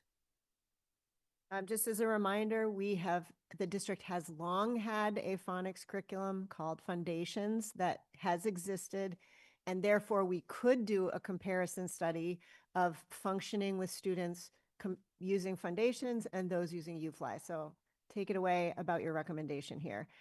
Mind you, you will vote next meeting whether or not to accept Dr. Cloker and his committee's recommendation for this phonics curriculum. So putting on a very different hat, for the first one, I was trying to speak on behalf of a 612 committee. I'm now speaking on behalf of the Literacy Specialist Network, which are 30 amazing literacy specialists deployed to our 15 elementary schools. And we did an exhaustive study and comparison this year to our various phonics options, looking very carefully at our existing curriculum, the Foundations curriculum, as well as looking at what was currently being piloted, the UFly curriculum, that was 16 teachers across a number of schools, kindergarten, first and second grade, that were piloting this curriculum. As part of this study, we also looked at other options, including the skills block for EL education, Hegrity, et cetera. And really it became clear to us that we wanted to make sure that we were taking our phonics instruction seriously, that no matter what we needed to do next year, no matter what we decided, that next year we were going to want to have a particular emphasis on phonics instruction. And what the recommendation was from the Literacy Specialist Network that I wholeheartedly agree with was to take the piloting teacher's recommendation and move forward with UFly as the adopted Tier 1 phonics curriculum for kindergarten, first, and second grade. I just want to be clear that this is not a choice between, you know, a five-star restaurant and a drive-through. These are two very well-regarded curriculum, and that the decision had more to do with the particular ease of use and the way that it could fit in with our existing infrastructure, namely EL education, than it did as a negative judgment against Foundations. And so essentially there is a report here in which we brought some data forward about this. The most important data piece for me, again, is that the piloting teachers themselves said that this is what they thought they should do, as well as our most expert panel, the literacy specialists, felt that this is what we should do, with clear majorities of both groups. And we also had some really positive outcomes for our students. And I want to simply note, as somebody who has, as a principal, overseen pilots, that's not always the case. Sometimes the implementation actually creates a negative data outcome because it's teachers getting used to an entirely new curriculum. So the fact that we, using this new curriculum, had such positive outcomes out of it, to me, only reinforces what the piloting teacher and the literacy specialists are recommending. If I may, Madam Chair, there were a lot of questions from the school committee about process, about, you know, Foundations versus Orton Gillingham versus, so I want the public to know that the school committee has certainly asked us a lot of questions, and we'll share the document that has the answers to those questions with the public, and the school committee has it as well. I also just want to say, we are all concerned, particularly about our elementary educators and the pace of change. You're going to hear that again when Eva Hughes comes and talks about social studies. They teach the most subjects there are. So if you're if you're an elementary teacher, you're teaching literacy, math, science, social studies, you're teaching handwriting, depending on the grade that you're in, and more. So and a wind block, and so like 7 different things in it, and there's deep community urgency for us to have all the best refreshed curriculum there is, but we can't drown these educators. So I just want to say that we're all hearing that feedback. I know Jason and Alicia have heard that feedback in their visits, and so for them to say they want to move to a new curriculum in phonics tells us something about the power of that particular curriculum. We weren't necessarily planning on a change at this point. The results were pretty dramatic. So I just want all our elementary educators to know, Gina just led a meeting with all of the principals and the professional learning director. We are really trying, and we'll be coming back to you with which things in what order for what grade level, because we need to target specific items. So for example, for the grades that would be implementing UFly, we can't also hit them with a new math curriculum and a new social studies curriculum and those things. So we are going to stagger that, and we will come back to you with what those plans are in terms of year by year, focus by focus, with the thinking being there should be an instructional focus and a curricular focus for each grade level each year, not all the curriculum and all the instructional practices. So I just want our educators to know that we're hearing that feedback, and that, while we feel urgency, and I know you feel urgency and you hear that from the community, we really do have to slow things down to go faster later. So we're asking for your recommendation to accept David's recommendation in a vote on the 18th around this curriculum. Great. Questions? Jonathan, Victor, Jason, Tamika. Are we going to vote on that next week in the context of this broader schedule that you're describing, Dr. Nolan? No. We will develop that schedule. Should you adopt this, we'll develop it. If you don't, we can't. Are we voting on adopting this immediately or at some point when it suits the Well, district we'll in take that care of the schedule? operations. Your purview is either you accept our recommendation or you say, no, we're not accepting your recommendation. Okay. For implementation next year. How do I make a determination about that if we don't have the overall schedule of overwhelmingness? So you aren't taking care of operations, we are. So your policy in Newton says that you adopt curriculum that is recommended by professional educators. So in order to make that plan, we need to know what the curriculum is you're going to adopt. Okay. Because if it's foundations that if you don't want us to adopt this, then we don't have any alignment work to do over, like it's already happening, foundations right now. Okay. And I think she said earlier, just to reword it a little bit, that if there's just one instructional area and one curricular area, that would mean that if you're an elementary school teacher, you're not doing a new history curriculum the same year that you're doing UFly as a new curriculum. Okay. So they're going to work out the details of that, but that's the overarching commitment to the elementary school teachers. Okay. Can I just question on that? Yes, we have Victor, Jason, Tamika. I'll try to be quick then. 2 questions, 2 comments. I'll see if I keep myself honest to that.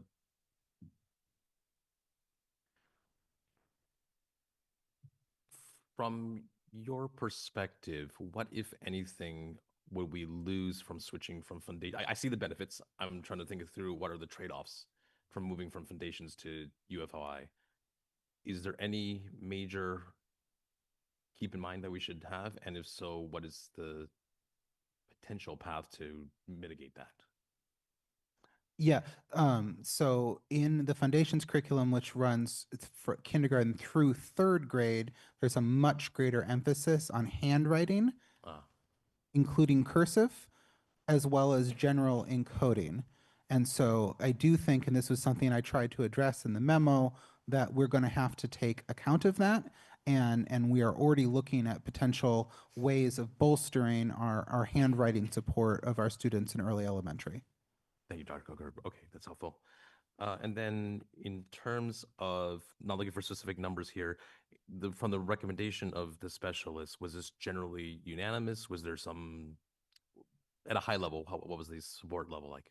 It was 69% of the literacy specialists. And then I said here in the very first paragraph that it is my belief that of those literacy specialists who did not vote for this adoption, the rationale had more to do with the desire to minimize new initiatives. Understood. Thank you. So that's a good transition. I think the one comment I'll say is I agree with Dr. Nolan. This is indeed tricky. We've heard that consistently from our union colleagues and others in the field. I will just say as a broader statement that I think it's important for the community to remember this is, in my opinion, because for many years in prior administrations, we sort of dropped the ball, right? So it's an unfortunate situation that we're in, that we're kind of having to make up for years and years of, I don't want to call it neglect, but underinvestment in this effort. So yeah, we want to manage to make sure that we're not wiping everybody out in the process. That's no good, but also, like you said, balancing that with the clear urgency that the community overall is expressing as well. So definitely wanted to double click on that one. The last sort of just, again, open nerdy comment is my reconnection with UFLI is with Ed Reports, now that they've released their new, I'm just trying to vision in my head, the new science of reading scores. If I recall correctly, in grade 2, they don't have a claim, or they don't have anything on phonemic awareness. So again, I'm not saying that that alone should be dispositive or that it should prevent us from doing it, but it might be just something that we think through as there's so much attention on the building of phonemic awareness. Does that, the fact that there's no claim doesn't mean that it's not a good solution, but it just caught my attention that sometimes I think other districts, they just look at all greens or whatever the case and don't look at the details behind it. And that might be something we just have to potentially watch out for long term, excuse me. So, yeah. Thank you. I just want to make sure that we all understand what you're saying. A no claim does not mean it does not cover phonemic awareness, because I don't want the public to leave here and think like, oh, we're done with that, we're not going to cover that. No, what I'm saying is, so for kindergarten, first grade, I believe they have full scores that they're there, but it was a notable gap, if I recall correctly, that in grade 2, specifically for phonemic awareness, there was a no claim result. Again, like you said, it's not necessarily a bad thing. Just Right, they didn't judge it. correct. It just stuck out to me. Yeah. Okay. Thanks.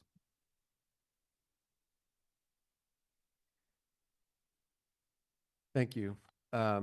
It's exciting to see data showing better outcomes for students. So from that perspective, I think I understand very much why there's enthusiasm to move forward. I'll come to my comments on some of the stuff Jonathan brought up around timing. But first, I had a similar question to a colleague that wrote you all about Orton Gillingham in terms of the ability across. I think that the two aspects are both the sequence and the time frame of 3 years, there being alignment such that if I'm playing this back correctly, and I may not, so please do correct me, if I'm a student with special needs in the area of dyslexia and I qualify for being on an Orton Gillingham instruction today, I believe that I'm still in the classroom doing foundations, and then I'm getting interventional support in Orton Gillingham. Is that correct? That would have everything to do with that particular child's IEP. So I couldn't make a generalized statement on that because every IEP is different. What I can say is that Orton Gillingham is not the universal tool that is used by all of the special educators within our district. And so there definitely are Orton Gillingham trained literacy specialists, as well as Orton Gillingham trained special educators. And those teachers often use those resources to help, particularly with students with reading disabilities like dyslexia. And I don't think I could make a generalized comment about how foundations and Orton Gillingham do or do not interact. So Wilson Language Systems creates both curriculum, Foundations and Orton Gillingham. So there is some overlap in terms of the scope and sequence there. But Orton Gillingham is a tier 2, tier 3, much more intensive remediation curriculum that some districts use with Foundations and some don't. So it's not a requirement to have Foundations. Thanks. I guess the specific concern that I've heard raised is if you're participating as one of those students I described, and I do think it would be important if it turns out to be a relatively prevalent, it's not a particularly low prevalence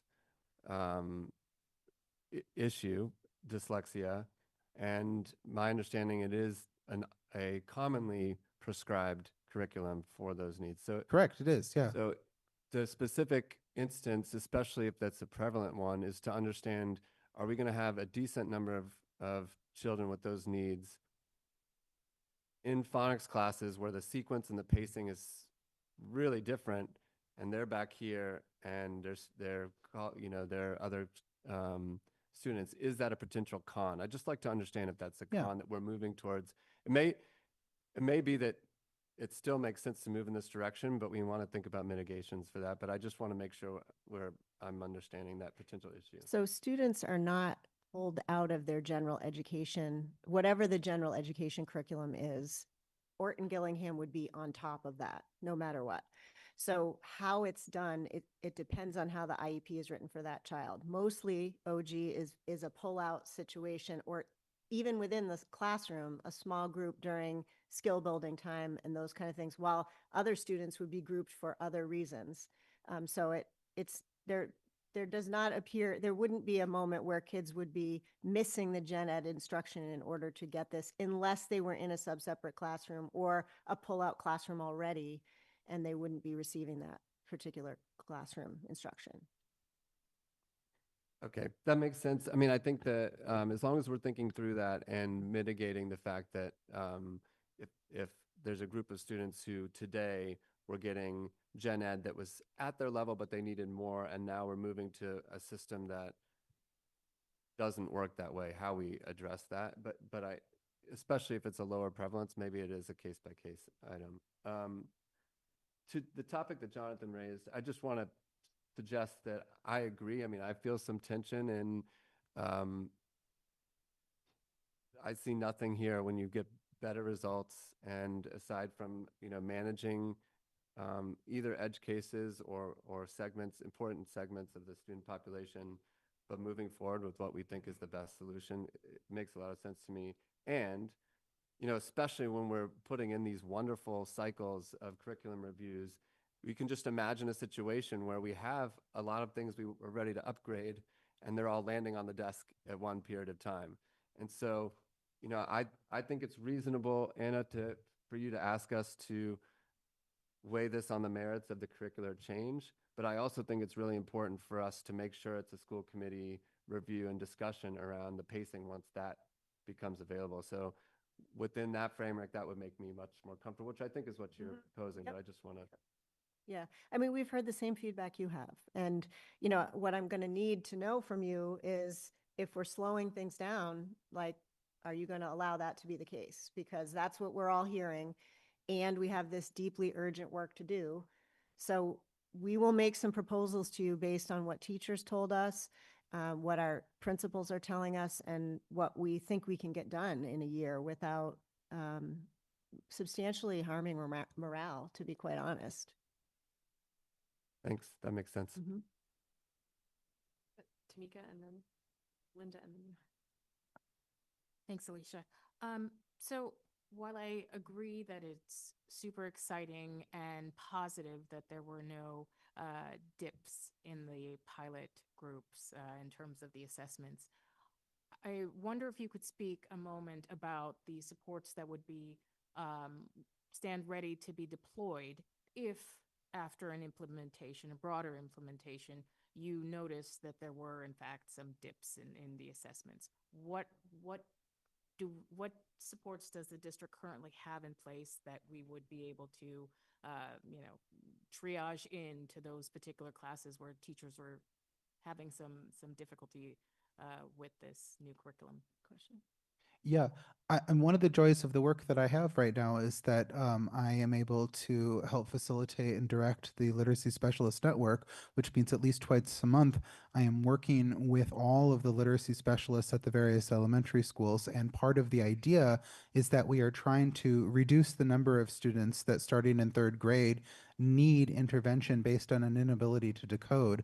And to get back to kind of the mayor's comment about wanting to have more long form texts that we're having students read, well, the number one way that you do that is by making sure that you have students that are able to decode and commit as much of their mental energy as possible to the comprehension and not to the decoding piece.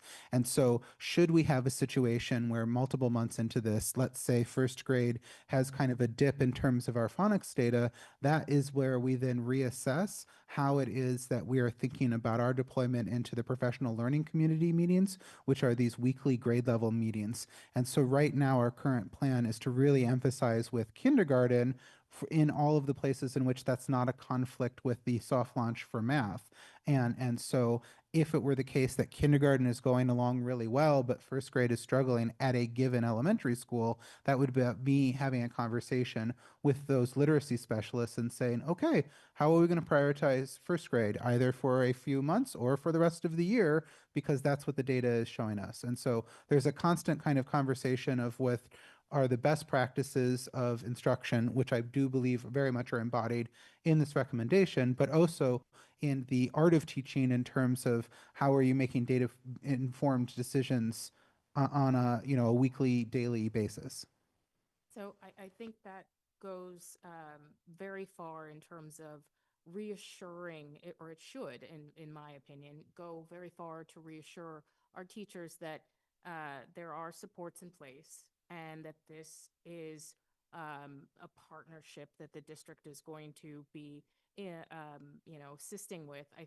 If we look back at some of the other areas where our teachers have flagged concerns about, Gina, I'm thinking about the multi-level classes. One of the biggest sources of kind of consternation that arose was that there were no assistance given, that there was a lack of professional development. And so I think, to the concerns that we're hearing about the pacing, absolutely, it is a lot.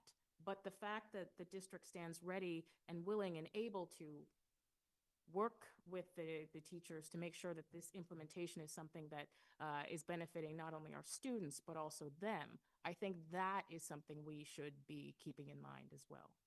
Absolutely. Yes. Linda and Hillary. Thank you for this. This was terrific and certainly super exciting. That initial feedback has been great. The question that I have for you is, I'm curious, through this evaluation of the curriculums, are you able to speak with other school districts? Yes. And like ones that went from foundation Yes. to UFLI? And did you learn anything from those conversations? Absolutely. I'm honored to be connected to a group of other literacy leaders in neighboring districts. And I put out a call to the entirety of the listserv about this very situation. I got back probably 20 responses, and every single one of them was positive. I mean, it really was pretty remarkable. And one of the things I did is I collated the quotes from all of those literacy leaders, and I presented them to the literacy specialists and said, this is what my colleagues that are doing similar work in similar districts are saying about this particular change. Wow, that's fantastic. And those were literally ones from foundations to UFL? Not 100% of them were from foundations, but all of them were folks that had recently or were in the process of adopting UFLI, which is the way that we pronounce the UFLI curriculum. Thank you. Yeah. So I just want to comment on the superintendent's observation about the proper pace of implementing change. I agree with you that you're going to have to give us guidance as to what you think our teams can handle. Too much change too quickly probably can be overwhelming, and then you get nothing done well. At the same time, being too cautious about this, I think, underestimates our teachers and their capabilities, and of course runs some risk that our students now go 5, 6, 7 years without meaningful change. So I'll look forward to hearing that discussion. I understand the tensions. I do have a lot of confidence in our teachers to adapt. Change is hard. And you'll give us some guidance on the appropriate pace. But I do think we can handle a reasonable pace as long as we are not overwhelming. And I would say that with some level of confidence in our staff that we're not going to introduce curriculum and then in 3 years change it all over again, which my guess is very disheartening. At least it'd be disheartening for me if every 3 years or 4 years we're telling you to teach reading differently or we're telling you to teach math differently. So I think you share that, and I think that's very important that we do that. And with that assurance, I think at the same time, we can try to have a, a well-paced but not overly cautious approach to getting it done. I really appreciate you saying that, Mayor. And, you know, this is the heaviest lift there's going to be for all of these areas because we just haven't had the reviews and going through this process. I just want to say the only fly in the ointment for all of us is if the Department of Education decides to rock out some new thing for us. So I just want to say that, like, I'm not in charge of them. And sometimes curricular mandates come. So, for example, new health and wellness frameworks came out in 2023. We're just articulating to them now. And, you know, they haven't come out with a bunch more this year, but they have a new commissioner. I just want to say, watch this space probably. And can I just add one thing to the mayor's point? Well, I do recognize that we have to be very cautious as not to overwhelm teachers, but we do have a lot of teachers that are willing to take the challenge. Right now, we've communicated that we are hoping to have one curriculum focus, one instructional focus. And we had, and I want to spoil it, Mr. Shore in the back there, but we've had over 70 teachers say that we want to participate voluntarily in the soft launch. So that speaks to that issue that, you know, there's a need to really, you know, get in there and get exposed to high quality curriculum. And we're also making sure that they're not overwhelmed. We'll explain that more in the math portion. Not in a minute, but eventually. Jonathan, did you have something? Nope, you're good. Okay. All right. Thank you. So we will vote next meeting on adoption of these. Thank you all so much. You? Next up, social studies.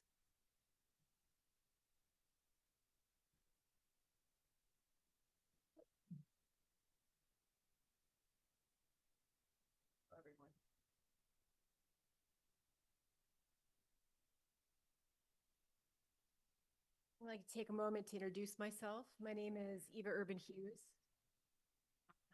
Here, just turn on your microphone and make sure you're, can you hear me? If you could just tap the, okay, it's on? I think so. Okay. All right, I'll just use my teacher voice. My name is Eva Urban Hughes. I've been a social studies educator and most recently department head and now the director for the last 25 years. It's been a privilege this year to be able to conduct the curriculum review for social studies on behalf of the Newton Public School social studies teachers. And I'm excited to show you our findings and then also to be able to respond to some of your questions. I won't be redundant in the process piece of this.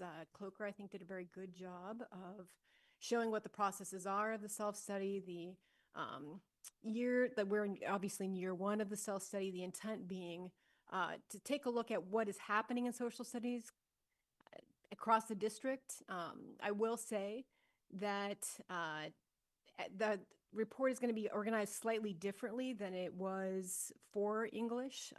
We took a look at it in grade spans from K to 2, 3 to 5, the middle school, and then also to the high school with very distinct findings as well as conversations within each. Here are the good people that served on the committee. You'll see that we've got some elementary folks, including Gabrielle. I heard the good news today. She's been appointed as an interim principal, which is wonderful. So I have the 3 representatives from the elementary schools. The middle school, we have some administrators as well as some social studies teachers. And then, of course, at the high school, we have representation from the department heads as well as social studies teachers at both North and South High School. Take a moment to look at the vision and mission of the social studies curriculum committee. Again, the goal here was vision is to ensure that every student develops the knowledge, skills, and I think very importantly, civic dispositions necessary to thrive in a diverse democracy in an interconnected world. Our mission was to design and implement a cohesive social studies experience that's standards aligned, inquiry driven, and culturally responsive. And we speak quite a bit, and we thought quite a bit about instruction, as well as access to high quality instructional resources and meaningful learning experiences. So findings. Again, we organized this according to grade spans. So in K through 2, what we found generally, and of course all of this is elaborated in the report that's been shared with all of you, strong teachers, but very fragmented systems. And I think that before I even begin, I begin by making it very clear that social studies is not as minute heavy as the literacy is. And I think nationwide in the studies that I've taken a look at, you'll notice, and in particular, I'm looking at the Fordham Foundation study, that you've got at least about 2 hours of literacy instruction in general for, particularly the early grades. You're looking about 23 minutes for social studies. So when thinking about social studies curriculum as well as implementation of any curriculum as well as pilots, please note that there is a massive differential in the amount of time that's spent on social studies, for better or for worse. And so what we're finding is that in K through 2, we have dedicated teachers that are connecting social studies to their lives. In fact, there's a direct connection to early childhood literacy and strong social studies content beyond phonics instruction. Research shows that this content-rich social studies background knowledge improves reading comprehension, especially for our multilingual learners and students from lower income backgrounds, which I think is gratifying to hear. I will say that currently, kindergarten actually has no designated instructional time or standards aligned curriculum. There is a curriculum that's there. It's about 20, 25 years old. And it's been scanned in. It's up on the website, but kindergarten teachers generally, given that they have no time allotted for social studies, are not necessarily aligning themselves with it. Grade 1 does have instructional minutes devoted to social studies, but it's relying again on very outdated materials that lack coherence as well as vertical alignment. Grade 2 shows some promise. There is a teacher-created curriculum that was rolled out over the last few years, but it still faces pacing challenges as well as some developmental concerns, particularly the materials as they are developmentally appropriate for students in that grade. And so if you take a look at the chart that I created, you'll see these are essentially the standards, sort of like the large bands of content standards. And I want to be clear that in social studies, it goes beyond just content standards. We also have skills progressions as well as the vertical alignment of practice standards. And these are largely based in sort of civic dispositions. And I've outlined this in the civics portion of the self-study. But I want you to take a moment to kind of sit with this. You'll see that I've did the classic stoplight here. You've got red, meaning that essentially those standards aren't hit at all within the current curriculum. Yellow is that they're somewhat aligned, and then green is essentially pretty good. And so you'll see that in kindergarten there is, due for a variety of reasons, that those aren't being addressed at all. Now within the committee, and especially given the frameworks readjustment and realignment in 2018 for social studies standards at the state level, one of the major ways that it was realigned was essentially around civics dispositions and really focusing social studies not just on things that have happened, but rather how do we build the skills in kids to be good citizens, right, and good people in general. And that builds up through K through 12, and it's kind of spiraled into the curriculum throughout. And foundationally, that begins in kindergarten. So as a committee, we decided we're really going to focus on civics. And if we are going to, and given the conversation that you all just had about initiative overload and protecting teachers from too many things coming at them, if we're going to choose, we chose that as a fundamental priority standard. That is really building these kinds of skills in kids, which will lead me to this piloting of Children Discovering Justice, which is a standard bearer here in the state of Massachusetts that has been vetted by DESE as high quality instructional materials through their curate process. Really does a good job on that particular standard. And that's essentially why we landed right there. Obviously, we want to develop a coherent standards aligned K through 2 framework, emphasizing specifically that. If you would go back, Gina. Sorry. And there you go. And we'd also like to support implementation through professional learning, common planning time, as well as teacher voice, while avoiding, again, initiative overload and this process of modernizing and standardizing our materials. Thanks.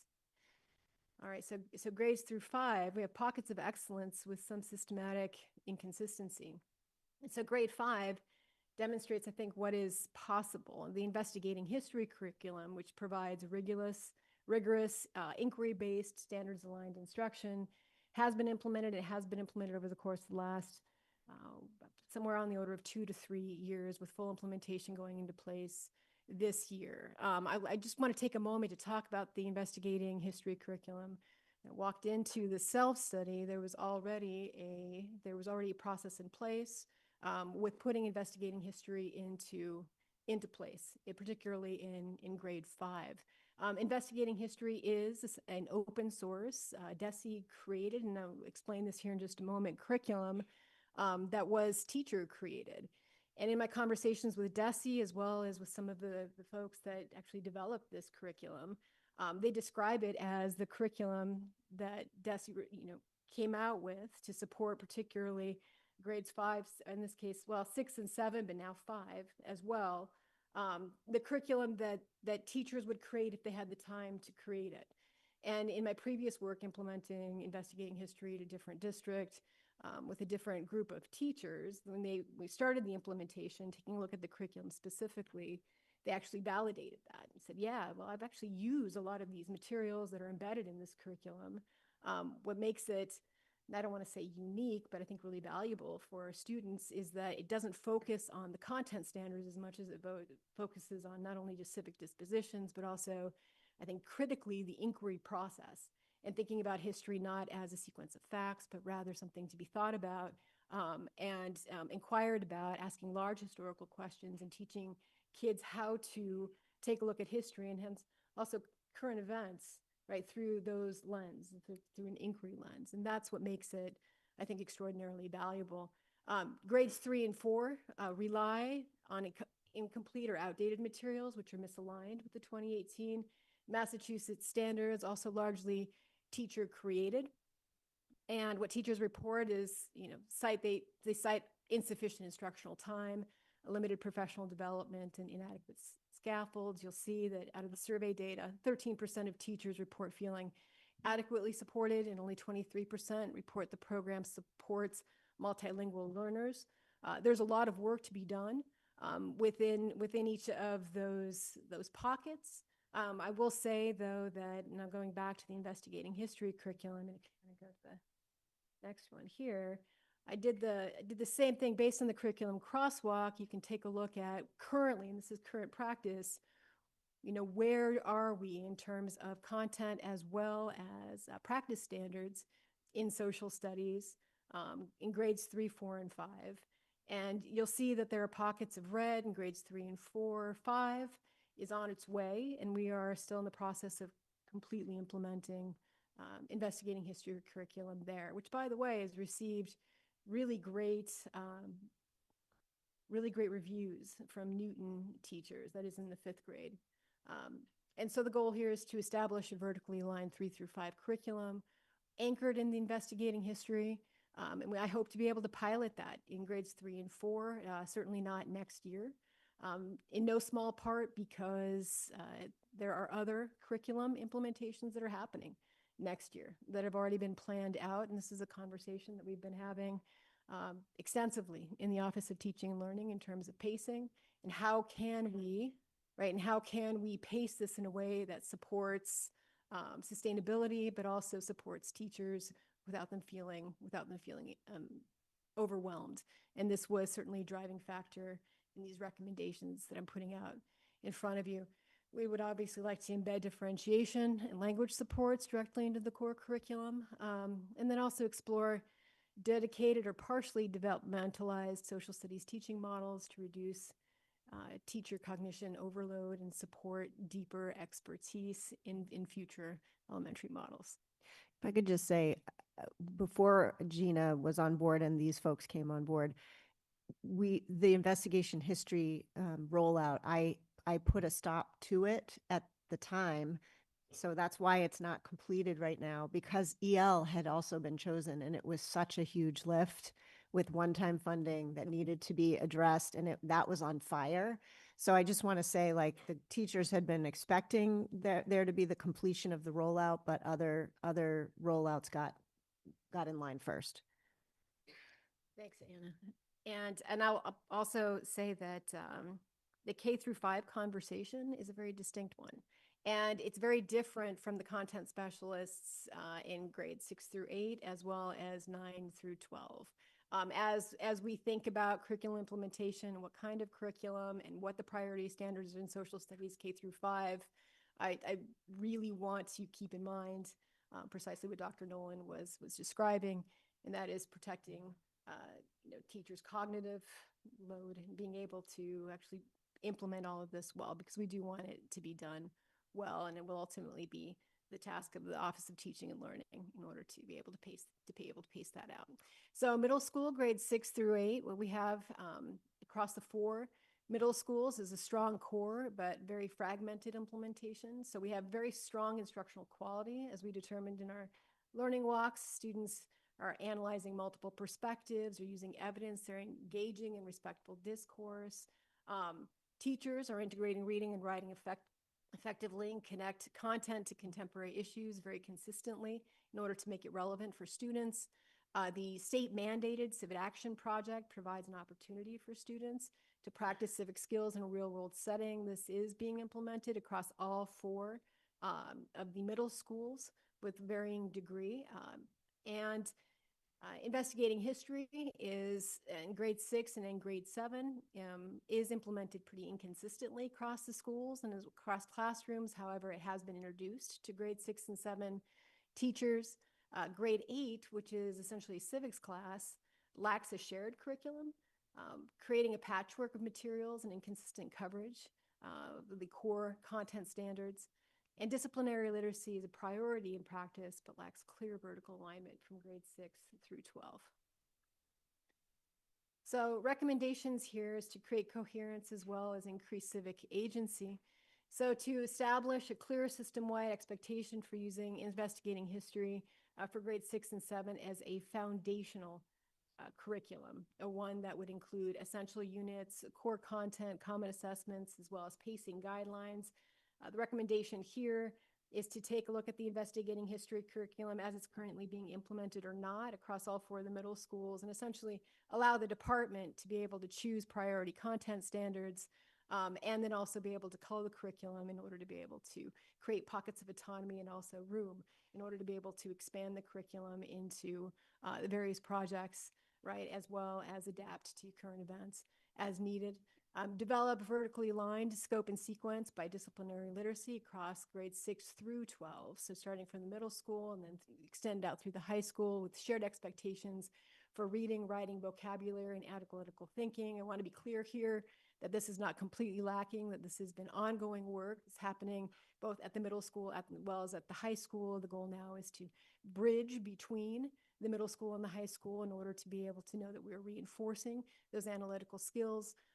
Embed differentiation and language supports directly into the materials. This is also ongoing work, and establish dedicated collaboration time between content, special education, and ELL educators. This is something that we heard very consistently in the focus groups. Strengthen grade 8 civics through a shared curriculum framework. This is work that has already started, is going to be extending into the summer, and then be working on all throughout the next year, looking at high quality instructional materials, and putting together a curriculum framework using not only teacher created materials, but and I'll add that large amount of the teacher created materials that are out there are based on high quality instructional materials from vetted resources such as iCivics, as Generation Citizen, as Democratic Knowledge Project, and so on. We'd like to refine the Civic Action Project in order to create a more cohesive experience. Generally for our 8th graders, this is also a mandate at the high school level, and its implementation is different between the 2 high schools, but there are civic action projects happening there, and I think most specifically at Newton North High School, there's some great examples of a civic action center at Newton North that's supported by volunteers and giving students great opportunities in order to be able to embed themselves in communities and be good citizens. And then to embed social studies teacher leaders into every school. Unlike Cloaker, who has a fleet of 32 literacy specialists, right, as well as multiple layers of support. I am an army of one. I'm actually an army of one half. Because I'm also the director of fine arts, as many of you have seen me here before in that capacity. And so here what I'm essentially asking for is more tiered support within the middle schools in order to be able to support the alignment and the creation of a cohesive curriculum and an equitable student experience. All right. All right, and then the high school. And so high school grades 9 through 12, what we're finding here is rigor and autonomy, which is largely constrained by time. In our learning walks across both North as well as Newton South, you've got strong instructional quality, and they're doing all the good things: argumentation, primary source analysis, discussion-based learning, connections to contemporary issues. Students are engaging in evidence-based reasoning, analysis of multiple perspectives. This is very consistent across the high schools. What they are noting is that they only meet 3 times a week. And these 3 class meetings per week really limit opportunities for sustained inquiry as well as for discussion across our social studies classes. As you can imagine, early units are taught in depth and later units, and we're looking especially at post-World War II content are compressed or omitted. And instructional materials generally need to be modernized. And so high school teachers and the departments themselves are using high quality instructional materials, and they are, just as the middle school teachers were, taking and adapting curriculum materials that have been vetted in a variety of ways. And those need modernization. And not only do the materials need modernization, but teachers need continued professional development to remain current, to be able to answer students' questions appropriately as well as accurately around current events today.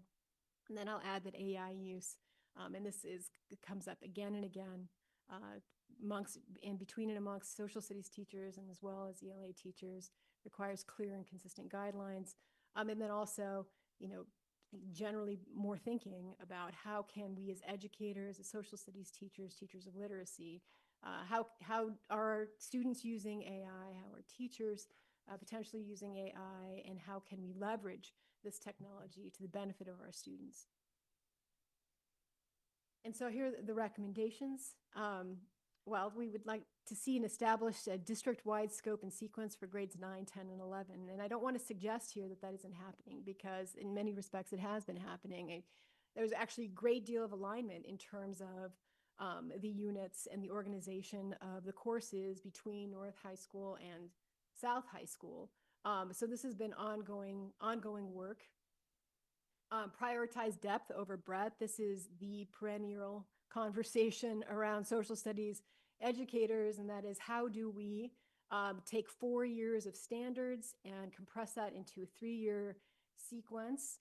This is very much at the discretion of each individual district and each individual high school. In our research around the state, what we're finding is that everybody does it a little bit differently. And the way that it's currently construed in Newton is that you've got 9th and 10th grade, which is very heavy in the world history focus, with a strong focus on U.S. history in the 11th grade. And as a commit, well, I'll get to the punchline here in a moment. And then we would like to implement newly developed course sequences through a structured pilot with ongoing feedback, pacing monitoring, and regular review cycles. Something that I think is exceptional that came out of this particular process this year is with the high schools decided to form a subcommittee.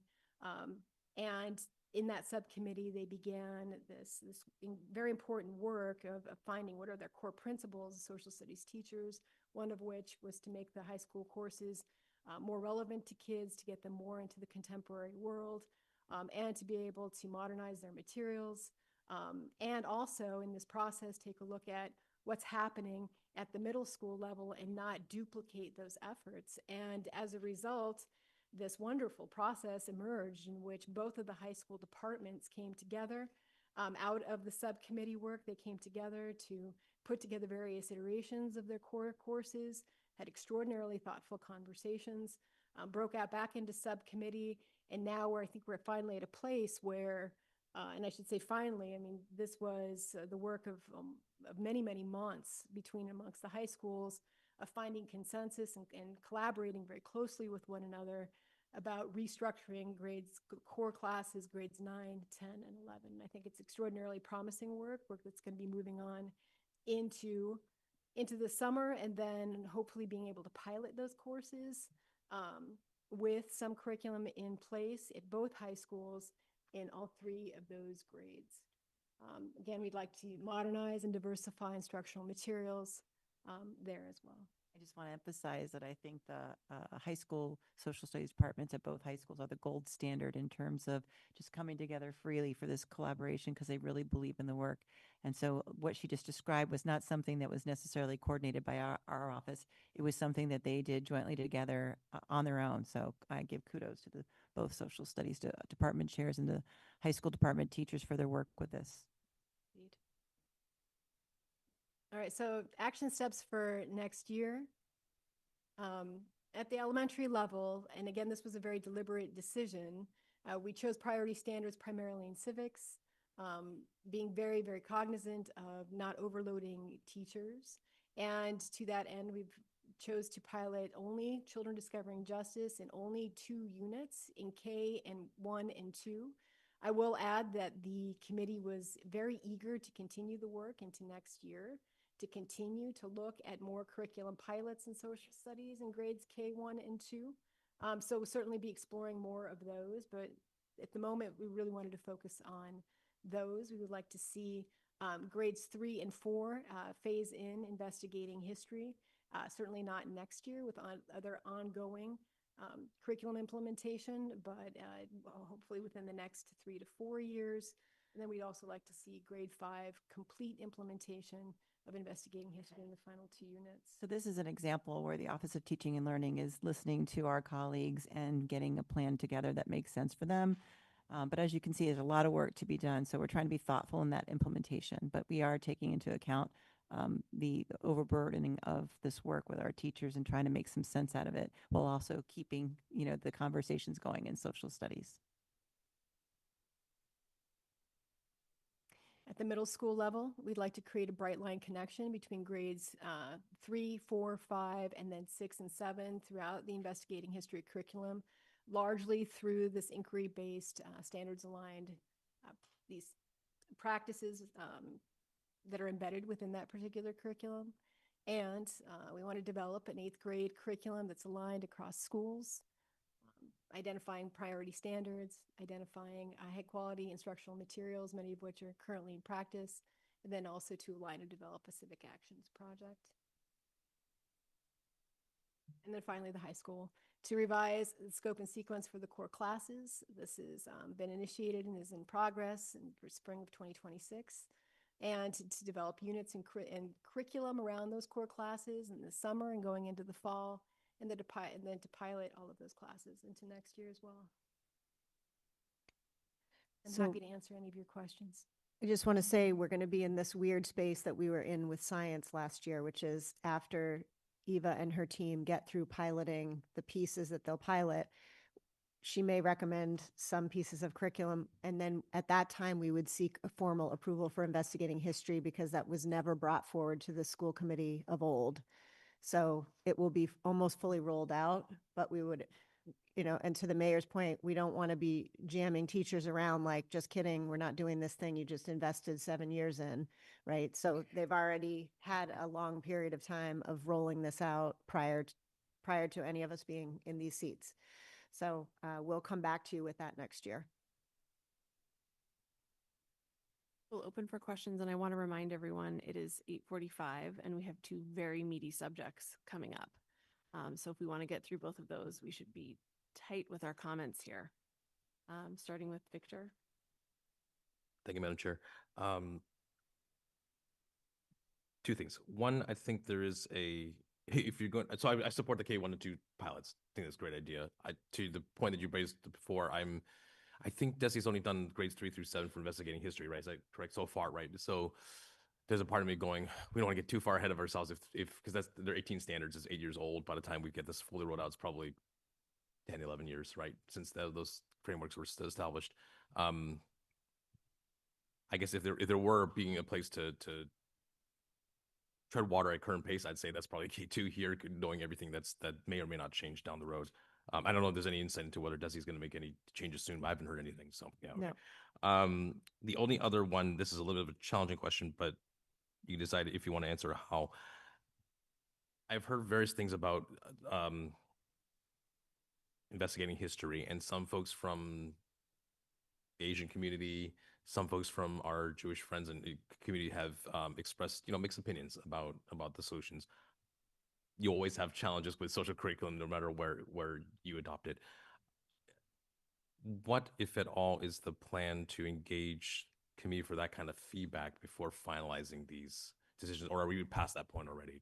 So I'm sure you know, Victor, that if we were going to put all the curriculum out to a vote in Newton, we would never choose a curriculum, right? Yeah. So, I mean, we look to our curate resources, our DESI resources, and our professional educators. We brought Eva here because of her expertise in this area.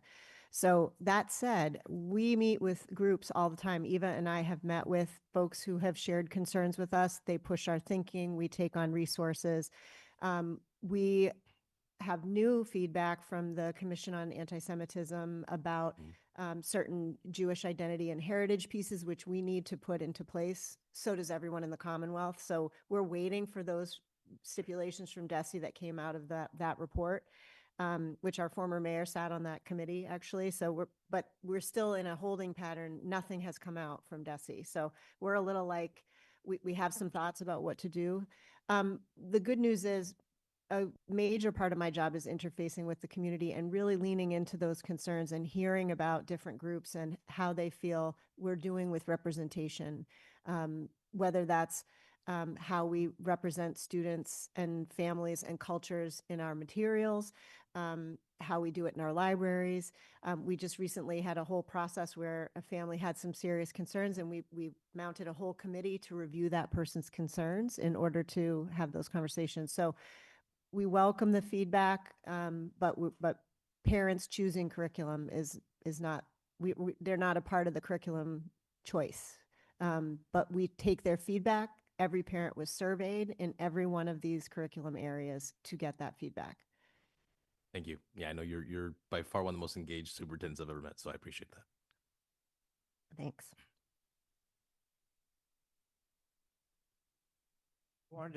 Thank you for being here. I wanted to pick up on the comment about depth and breadth, and I'm hoping you can help me think about how you think about that. I might have guessed in a vacuum that we're looking more for breadth. We want to have survey classes that allow people to explore and learn about a wide variety of things, and then they can pick up on particular topics in electives or in later studies or something like that. How do you all think about why we want to go deep in some areas and how to decide, going deep in one thing means not covering some other thing. So how do you tackle that? So this is a question that social studies teachers have been discussing from the inception of this particular class. And again, I'll just reiterate that we have 4 years of standards in which we need to cover in 3 years. And so choices have to be made. DESI does give us some pathways and so on. And I think the work now, and I just really want to commend the work of my high school colleagues in this, is they're tackling those questions directly right now. And they are looking at, what is it that we're covering? To what extent can we cover it? Right down to the day, right? And thinking very, very carefully about what is it that students need? How are we going to address our essential questions in this course restructuring, in terms of making these courses relevant for kids, in terms of making sure that we're getting closer into the 20th century, and that we are allowing kids to be able to explore themselves and also be able to build on their civic dispositions in the courses that we have. So we don't simply just cover content. We're also teaching literacy skills, but we're also doing, I think, the very important work of getting kids to think about really important issues broadly from multiple perspectives and so on. And so very often, in order to be able to teach those kinds of skills in social studies, what we'll do is we'll choose content to get kids there. So it's not so much about the content as it is about being able to get kids to a place where they're walking out of our classes and walking out of Newton Public Schools. I know this is a broad answer, walking out of, as good citizens and as thoughtful and engaged global citizens, which is actually part of our mission. And so to that end, I'll also add that both of our high schools have an incredible array of elective courses that students can weave themselves into, particularly their senior year, based on the interests that they have. An overwhelming percentage of seniors in high school choose to take social studies classes their last year in order to be able to explore topics and contemporary issues. I think we do have a Jewish identity and literature course, right? We've got a humanities course, which incorporates both called American Studies, which incorporates both history as well as American history and literature as well. So there's a wide variety of these courses. I'll add that they're all driven by student interest as well as teacher expertise. So it's this beautiful combination of like, what is it that students want in that moment? And then electives are sort of born in this way with the students or with the teacher stepping up and saying, I have expertise actually in ethical theory, in philosophy, right? And there's also a course in that. And so our elective offerings are rich and they're wide and they speak to these student interests. Depth versus breadth, we do have our core courses, grades 9, 10, and 11, and those core courses serve as largely survey courses. But again, those have been restructured in, I think, an extraordinarily thoughtful way with teachers that are now coming together to be able to build the curriculum through. So I don't have a clear answer for you, but I do want you to know this is something that we grapple with literally on a daily basis. It wasn't a clear question that demanded a clear answer. It was asking how you think about it, and you gave that to me, and it's really interesting how you're thinking about it. I really appreciate the answer that you did give. There's a connected thought here, which is as we pull into more contemporary topics and into teaching about civic engagement, we start bumping into areas where we've heard from educators it can be challenging, right, to touch on contemporary issues without having people be concerned about, I think, Victor, this is your point about, bias or teaching what to think rather than how to think. How do we think about that, and how are our educators reacting to the directions that we're going? Are we making things harder in this area, or do we have a way that we can talk about contemporary issues effectively without winding up in controversial and difficult positions? To prepare our educators. And I think that what I'm observing that's happening in both of the departments, North and South, is that teachers are extraordinarily thoughtful in how they engage with students, recognizing that there are controversial issues. And they rely on one another as well as with their department heads and to some extent even me about how do I approach this issue in a way that is not going to traumatize or otherwise hurt, right, kids. And at the same time, what we're balancing here is that we're also trying to find and create spaces in our classrooms, specifically our social studies classroom, safe spaces, in order to be able to have these very important discussions. And finding that sweet spot has been the challenge of social studies educators over the course of the last, at least in my time, especially over the course of the last 10 years, right? How do we have open and honest discussions in a way that's both respectful?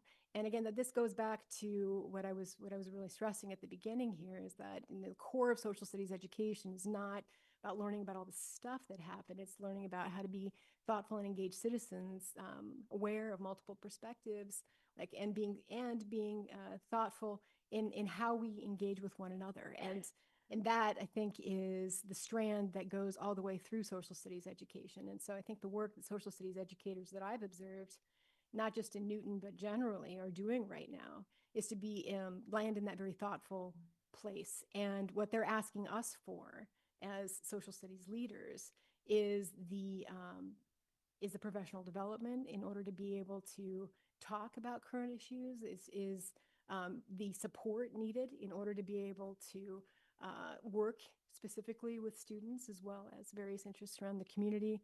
And then us as social studies leaders, both the department heads, myself, to be able to support them in this work.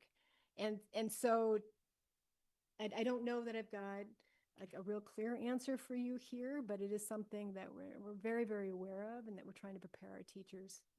I do want to say that common curriculum helps with this, so that we say these are the curated resources that we are promoting.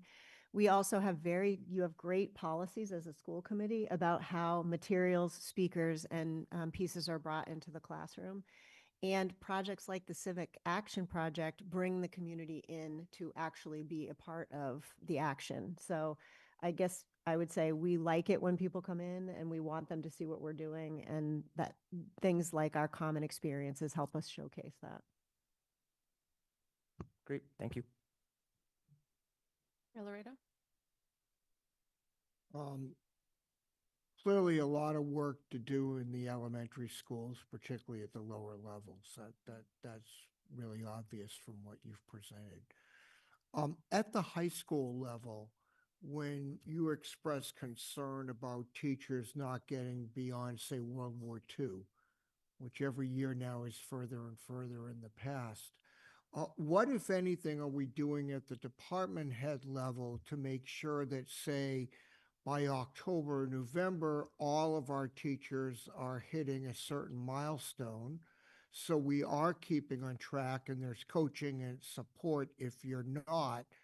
And conversely, if none of our teachers or very few are able to get to, say, beyond World War II, that would seem that you're going to have to change the curriculum somehow to make sure they can get there. So I'd be curious about that. And then I have a couple other questions. Yeah, sure. So I didn't mean to imply that no teacher got beyond World War II.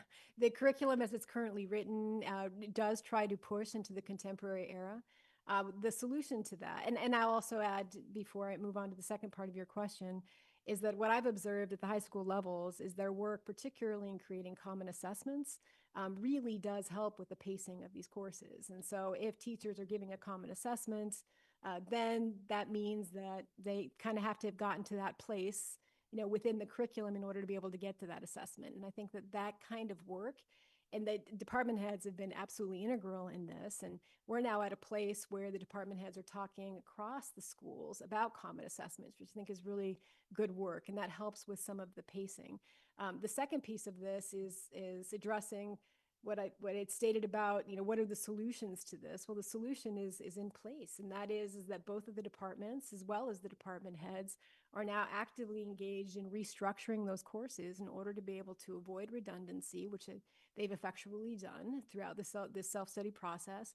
And then also to put courses in place that touch on those core values that they identified at the beginning of the process, which was to make the courses more relevant for students, but also to get the curriculum as a whole in, well into the 20th century. And so in the restructurings, I've observed it.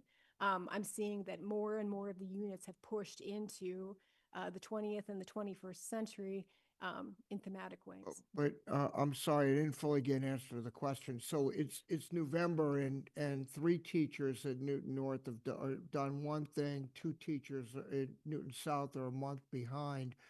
Where is the follow-up to make sure that everyone's kind of keeping roughly the same pace, understanding that individual classrooms will So differ the somewhat? department heads are absolutely, they're the leaders of their departments, and they're very much on top of the pacing. So they'll go to a teacher, for example, if They, that. they absolutely will. And again, what I want to stress here is that in the work of common assessments, all teachers are given the same assessment at the same time that's got the same kind of content in it. That forces teachers into a pacing mechanism. And are teachers, in fact, giving the same assessment at the same time across the board? Well, I certainly can't confirm that across the board, but in what I have observed of the 2 different departments, I can't say that both North and South High School are giving common assessments at the same time across the board. I will say that I have seen that common assessments are being deployed within the departments at North and South. So Mayor Laredo, that is a dashboard expectation by the end of year 5 of this strategic plan for every grade level and subject area. I would certainly, I think that's wonderful. I would certainly hope between now and year 5 that we are making further efforts to make sure that everyone's meeting the same benchmarks. I think that would be a reasonable expectation. And not expecting perfection, not expecting no, it every is the teacher's going to do it expectation. the same way, but making sure that we're not having, 1 or 2 sections falling far behind. All right, I'm all set. There's lots to ask here, but I'll defer. It's late, and I'm sure others have questions. Thank you. Mika? So just picking up on that last point, having twins in high school, I can tell you there's a difference in who is getting what at what point in the year, in what depth. And so having some consistency there and alignment would certainly be wonderful and much appreciated by many, myself included. I want to lift up and commend the teachers that you referred to at the high schools for organically coming together and doing the thing that I think this process invites. And they did that probably anticipating that this curriculum review process was coming, and getting together and having that collaborative mindset about how do we improve student outcomes, what are our priorities as a district, and really helping you do the work. I think that's a model that we should not only celebrate, but exemplify and hopefully replicate across the district, because it's great. And trust the social studies teachers for being the ones to do just that. Let me tell my bias. Thank you. Jason? Also just want to commend on, well, I was glad you made that note of the army of one half. This is a lot of ground to cover without like sort of as much coordination resource, and it's really thoughtful. You know, I don't have as many questions, you know, K through 5, but because you really helped explain the thinking there and how we are in this intermediate place. But I think I just want to comment that it's difficult to report out on gaps, but sort of your like being intellectually open to where we are and figuring out how do we support the teachers is awesome. In high school, you know, we've heard across the different departments a different sets of approaches in terms of, you know, having head-to-head boxed curriculum be analyzed versus we heard just now in literacy, sort of a hybrid of that. If I'm hearing correctly, this wonderful process, I agree very much with my colleague Tamika that it's wonderful to hear about the positive dynamics, but it sounds like it is working entirely on the other end of the spectrum of how do we have consistent pacing and standards and assessments in our own homegrown curriculum that's harmonized. Am I hearing that correctly? We're not, meaning like we're not planning to bring in outside box curriculum or even modules of it to bring. And no, we don't plan on bringing outside box curriculum in, which is not to say that we don't use elements of high quality instructional materials throughout the social studies curriculum. Yeah, like numerous resources that teachers have adapted. So, and especially given the reformulation and also sort of the pathways that districts and high schools are given in order to be able to cross over the 4 years of standards within the 3 years, I don't think that you would find a singular product that addresses those specific units. All of that being said, the Office of Teaching and Learning this year is really supporting this curriculum work and also like bringing sort of the best of North and South High School into these restructured courses over the course of the summer, and then also going into next year. It's also my hope to be able to find some curriculum supports, particularly in the more contemporary areas, you know, through local and outside organizations in order to be able to help supplement that. But that's still pending. Thanks, that helps. And the rationale is very clear, so thank you for laying out with that. And sorry for this like nitty gritty question, but when we say resources, like do we mean history books that are designed, like what do we mean by that? I'll give you an example. For example, what I've observed happening both at the middle school as well as at the high school, and this is just one curriculum resource, but for example, the DBQ project is a curriculum resource that's just one of many that teachers like to use in order to bring in both multiple perspectives, primary sources, secondary sources, that engages in a very structured writing process of persuasive essays. And it teaches kids both literacy skills, but also all of the historical thinking skills that are necessary. And so that's one curriculum resource, and there are many. And again, much of these you could actually find on the DESE website of curated resources. And teachers are using those in abundance. Thank you. Sure. Right. No more questions. Thank you. Thank you. Thank you.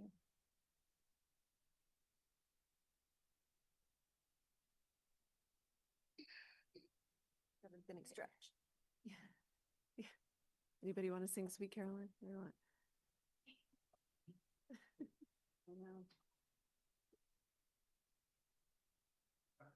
Yeah, I know. It does. Yes.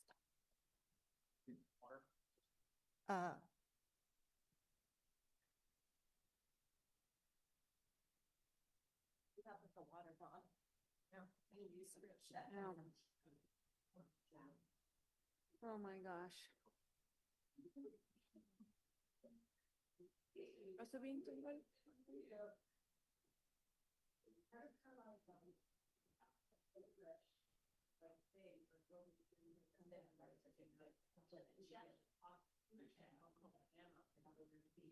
I guess we're taking a break. No.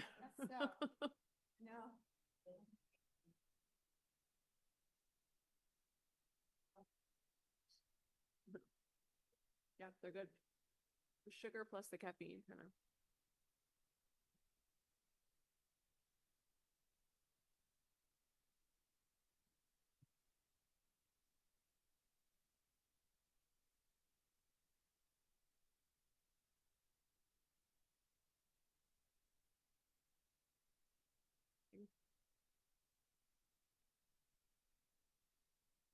We can, but it's also slated for next week. If we want.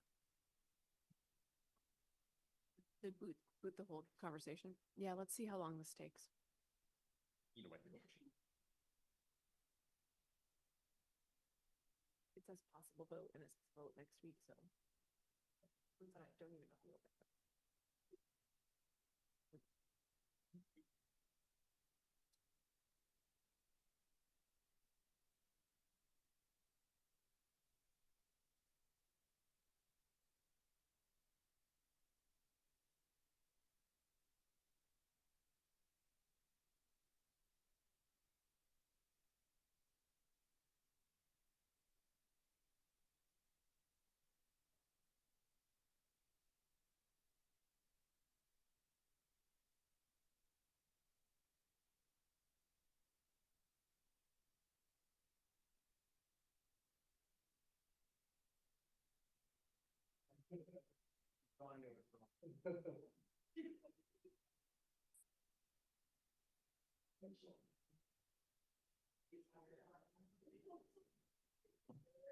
All right, folks, let's do some math.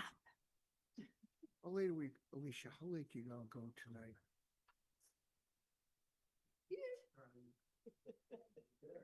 I think that's probably a good idea. Next week, I am. We're blowing through this. Come on, it's like the Super Bowl of curriculum tonight. Oh, glad you all stood up. I was getting worried about like blood clots.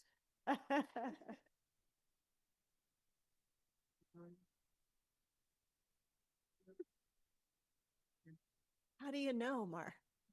How does one know what's going to be controversial? Uh,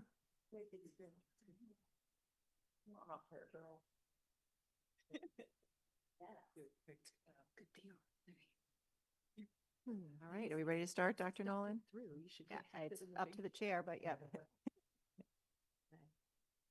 Please go ahead. All right. Well, before we get going, I just wanted to, again, as we said earlier, give some acknowledgements. The work that we've been doing with the math curriculum, the pathways and the recommendations, the assessments has been very laborious, but I'm very pleased and proud that it has been done in collaboration with our wonderful colleagues, one of them sitting to the left of us tonight.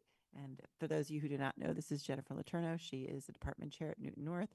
Her colleague, Alex Krause, could not be here tonight, but we're very pleased with their support. We could not have gotten through a lot of this work without their collaboration. So thank you for that. Tonight, what we're here to present is the recommendations for, almost 2 years now of work that was being done collectively in regards to mathematics education. And so tonight, we're going to share with you what those recommendations are for your review and for ultimately your vote, and share with you a little bit about the reasoning behind these adoptions, the process that went behind it, and then hopefully give you the opportunity to ask us some questions.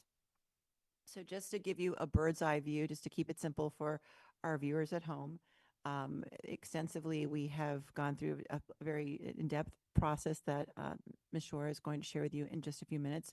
But ultimately, where we land in terms of the grade level recommendations for mathematics are in elementary K to 5. The recommendation was to adopt Amplify Desmos. At the middle school level, 6 to 8, the recommendation is to adopt Amplify Desmos. And at the high school, the recommendation is to develop a custom unified build, which we'll talk a little bit about what the journey to get there is and some of the options that we have been contemplating. I know that there were some questions that were given to us tonight, and we answered those, but we also want to make sure that the public understands the reasoning behind this decision. And I think once we do, you'll kind of understand where we got to where we got to. So I'm going to turn it over to Ms. Shore, and she's going to kind of go through the process for us. So we shared a little bit about this last time we were here, but it's the same process that happened at all the grade bands. We had each pilot team do 2 programs, and it was followed up with surveys for feedback from both teacher teams and students. We collected data from the use of the programs. We facilitated discussion, so Janet at North and Alex at South, me at the middle school, and also with the elementary specialist using the same protocols to analyze the data and collect the feedback from the teams. That was then brought to the review committee, shared with them, and there was another protocol that we all engaged in to land on these recommendations. We consulted with special ed and ELL teams and invited them into the process. We used the portrait of a learner and looked at culturally responsiveness in the programs. We considered DESE, Curate, and ed reports when available, which was not always. But the process was the same for K-5, 6 to 8, and 9 to 12. I also want to make mention that in the presentation materials that we gave to you on the digital version of it, there is a link to a comprehensive report of all this data. So if you want to take a deep dive into the statistics and the perceptions of how things came to be, that's the document that we recommend that you look at. 92 more pages, Jason. Yeah, Jason, that one's for you. So at the elementary level, we're using investigations currently. When we reached out to Savas for new versions of investigations, they said they're, quote, putting it out to pasture, which I think there are reasons they're putting it out to pasture. They are the producers of Experience Math, and they put a lot behind Experience Math. So we ended up piloting Amplify Desmos and Experience Math, and Amplify Desmos in the 3 big buckets that we were looking at really came out on top. The teacher voice was very loud that Amplify Desmos is preferred over Experience, and there were lots of reasons for that. So now that we have a program that we would love to, with your approval, we would love to implement, we are planning for a soft launch rollout. We had 42 teachers pilot at the elementary level, and we put out the option for people to soft launch, knowing that we're not competing. Our priority is K-2 UFly, 3 to 5 open SciEd units. So we said this is optional, and the criteria was the whole PLC has to agree to do it together. You agree to become a lab classroom for your colleagues. And the third thing was you help with some of the implementation of the professional learning in the spring. So we want your input and feedback, and we would love it if you'd also participate. We got 70 teachers who want to opt into the soft launch. And I think part of it is some of them are the pilot teachers who want to keep going, and others are, investigations has run its course. So they're ready for something different. And then there are teams that said, we have a new teacher coming on. We don't want to ask that teacher to learn investigations for 1 year and then shift. So 70 was surprising to me. We had to have conversations about whether we could support that. But we also don't want to dampen the enthusiasm and energy around the program. But you can see how it complicates our elementary school moment right now, because if we're deploying a phonics scenario plus EL is still in its 3rd year, and now plus science happened in the last 2 years as well. So it's just a lot. So it's a lot. That's why we kind of lean toward a soft launch, giving people the opportunity to dip into it earlier. At the middle school, we piloted 2 programs, Amplify, which they are currently using and have been using for 5 years, and mid-school math, which really didn't hold up to the hype. There were lots of things about it that sounded interesting and looked great on paper, but when we got into it, it really wasn't the right program for Newton. The 8th grade, there were 2 8th grade teams that did CPM, which is the same program that they did at the high school, because we were looking at that vertical piece. As we shift standards down, we wanted the vertical piece from 8 to 9. But again, it wasn't the right program for 8th graders. So ultimately, the team is recommending Amplify Desmos with different implementation, kind of more use of what's available, especially workbooks. And as you can imagine, having the same curriculum vendor at both elementary and middle school really bodes well for alignment as well as an easier transition. The big thing that we're talking about, elementary and middle, is device use and screen time. So and this was a question that came through from one of you or several of you. At the elementary level, the recommended device use lessons is 10% K to 2, 15%, 10% K to 1, 15% 2 and 3, and about 20% 4 and 5. But every single lesson can be taught on paper. Every single lesson is in the workbook and can be printed. So a teacher could choose to never use devices, or they could use them occasionally. The middle school, it's much greater. But we had a conversation in our last citywide about the value of students working on paper, and many of the teachers are choosing to use the workbooks instead of fully using devices for Amplify next year. More? Professional learning, that we're to continue to revise the scope and sequence as we shift standards. That will be happening. And also provide professional learning for teachers around. There's now Boost is a program that's in Amplify.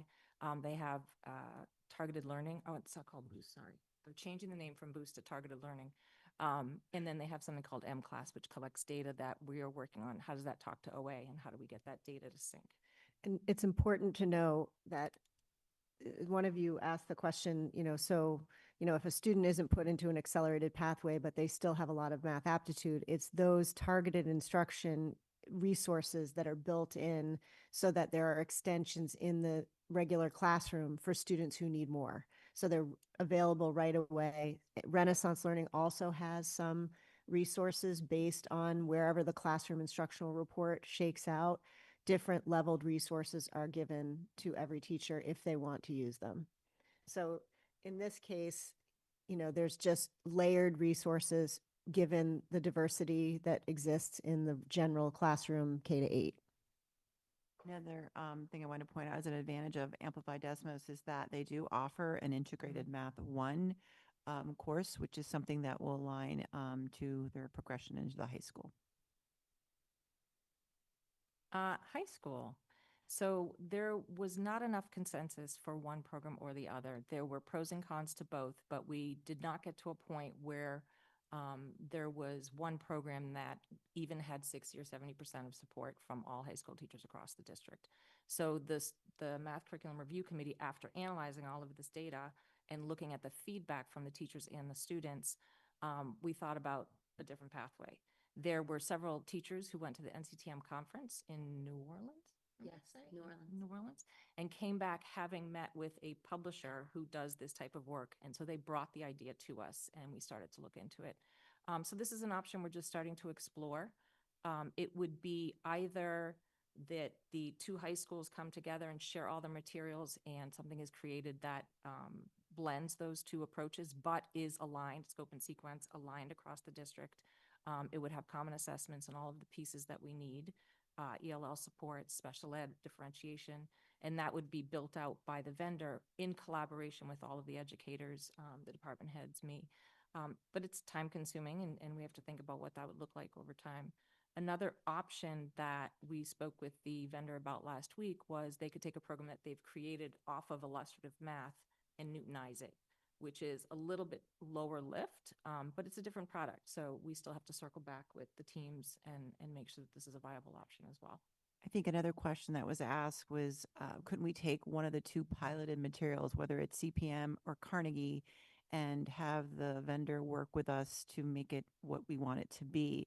And although we are, exploring that, we did get preliminary numbers, financial numbers, that would be very, very expensive. Because if you think about it, you're buying the curriculum and then you're buying the consulting service to modify. So what could be, you could potentially double, maybe even triple the price. So we just want you to have that background information. So the exciting thing about the idea of the high schools coming together, working with a vendor to create something, is just the teacher voice and the teacher agency in the process. We're really ready, we're poised to move in the same direction. The teachers, through this process, through the conversation about integrated versus the traditional pathways, through all of the discussions related to the pilots, it's been really clear to us, and it's elevated each time we've had this conversation, that they want a common scope and sequence. They want a common vision, and they're ready for that, and they're seeking it out. So we feel like we're right there. We just have to help provide the resources that are going to get us to the point where all of the teachers have bought in, and we have a consistent program that is telling the story from September to June for all courses, and that teachers buy in, and that it's differentiated. I mean, those are the pieces that we need. What I also want to point out is the conversations that I think our staff had regarding both of those curriculum is very useful to this moment that we are at now. So if we choose to develop our own curriculum, we have a clear vision of what that should be. And I think those things that came out of that were really important to the work that we're trying to do, specifically with our students, ELL students for different instruction. I think that it wasn't a lost exercise. I think it's actually helpful in terms of getting us to where we need to be. Can I add something? Yeah, of course. I'm thinking about Jonathan's question earlier in the ELA conversation where you were asking about like why pilots, why not just jump ahead? And to Gina's point, I think it's really important to acknowledge that the pilot process for math was a coming together around vision and helping our schools see what we had in common and what we believed in common. And that's been a critical piece in this process that I think puts us in a position to do this future work that we're looking to do together. And so I just think that's a really important point in this work and moving forward is recognizing the ways that that has been identified through this process. We've come a long way. So our next steps are, after you all vote, is to continue working with Amplify to agree on a contract, likely a 3-year contract, K to 8. Then we have to figure out the professional learning plan. K to 5 will look different than 6 to 8. 6 to 8 has been using it for 5 years. They definitely need support. We need to dig in deeper and use the resources more. But it will look a little bit different in 6 to 8.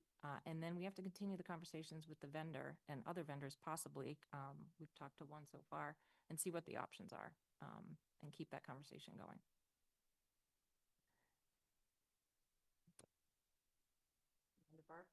How's that?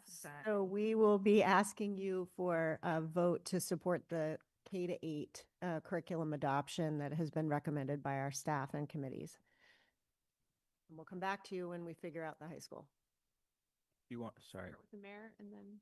ask a question to the superintendent? Go ahead. Do you want us to not talk about high school right now? Because you're going to come back to us later, because that could probably streamline this conversation a lot. I mean, we certainly can. Or were you thinking we would be asking about high school while we're here? Well, everyone did ask about high school, so I can answer those. We can answer those questions while we're here. And then, you know, we're close to deciding how we proceed with high school. We'll have to come back.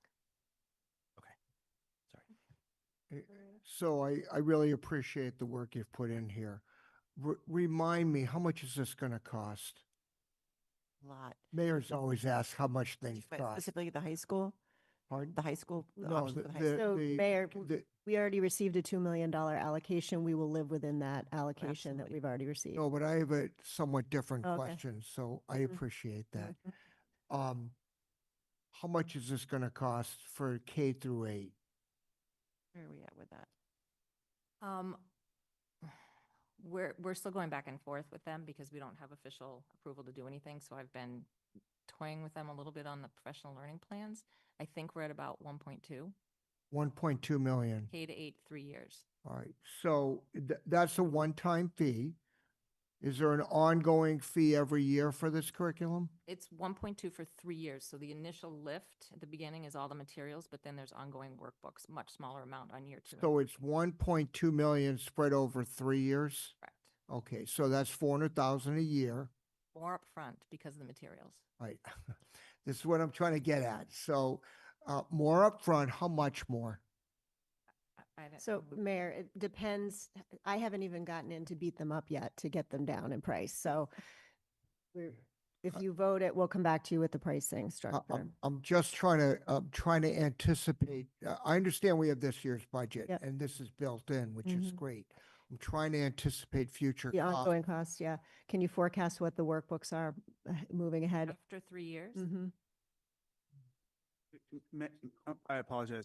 We are now in publicly searchable meeting discussing our expected outlay with a vendor who can research what we've budgeted. I'm not looking for any definitive number. I'm just getting a ballpark. What they're telling us where we end up may be very different, okay? And I would hope it is. So Jen, maybe you could share just what we pay currently for workbooks right now for the current curriculum. Just, Investigation. yeah.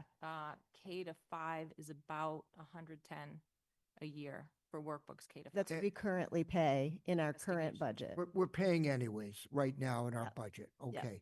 And can I get a sense of how long we think a curriculum, any curriculum is likely to last before we go out and start saying we need to buy a new curriculum, or someone comes back to us and says, well, we have a new improved version, you ought to be buying that? So it's not really like it used to be where you'd get like a textbook and then the materials would go out of date.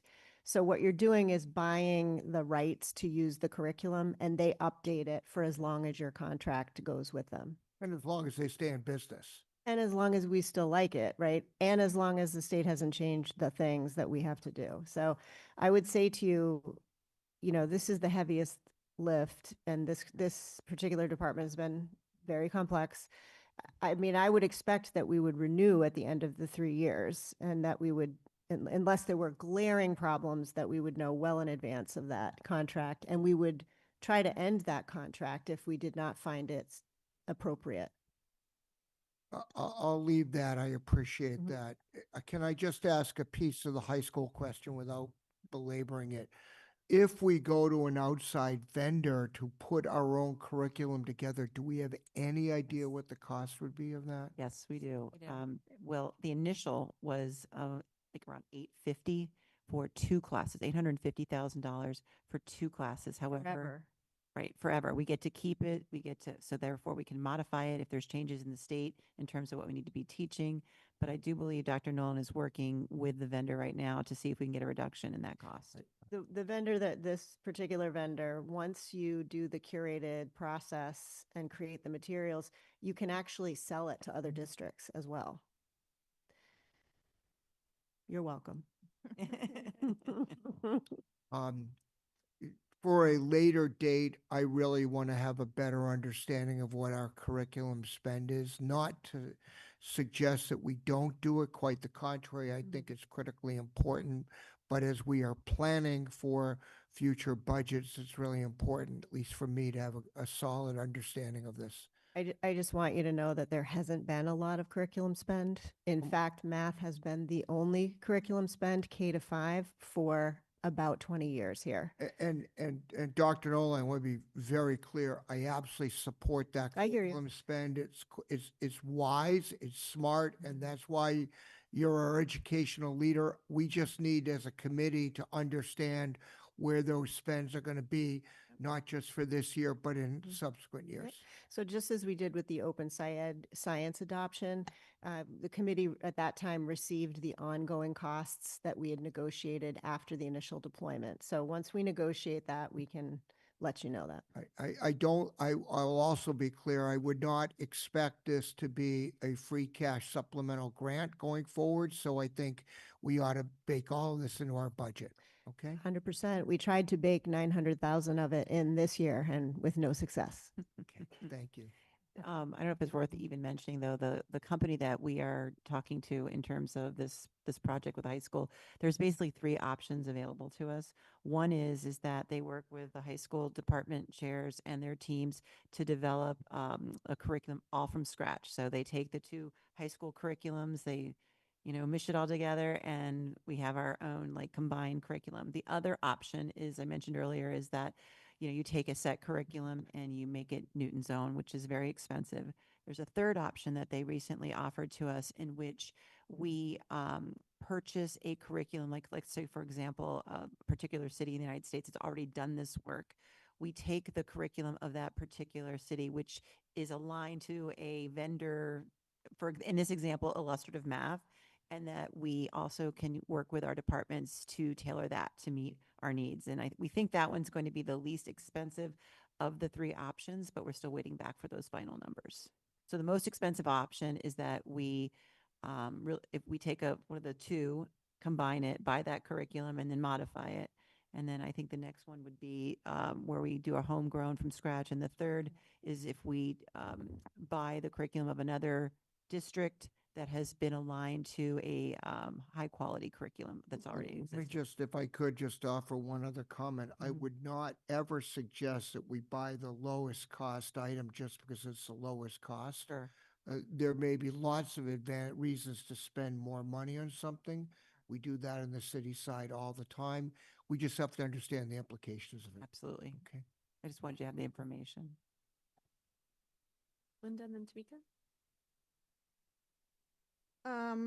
Well, the mayor stole one of my questions. So I have a question. I apologize. This is for you, Superintendent Nolan, and I apologize because I didn't put this in email to you, which is one thing, and if this is a question bigger than today, that's fine too. We can discuss it at another time.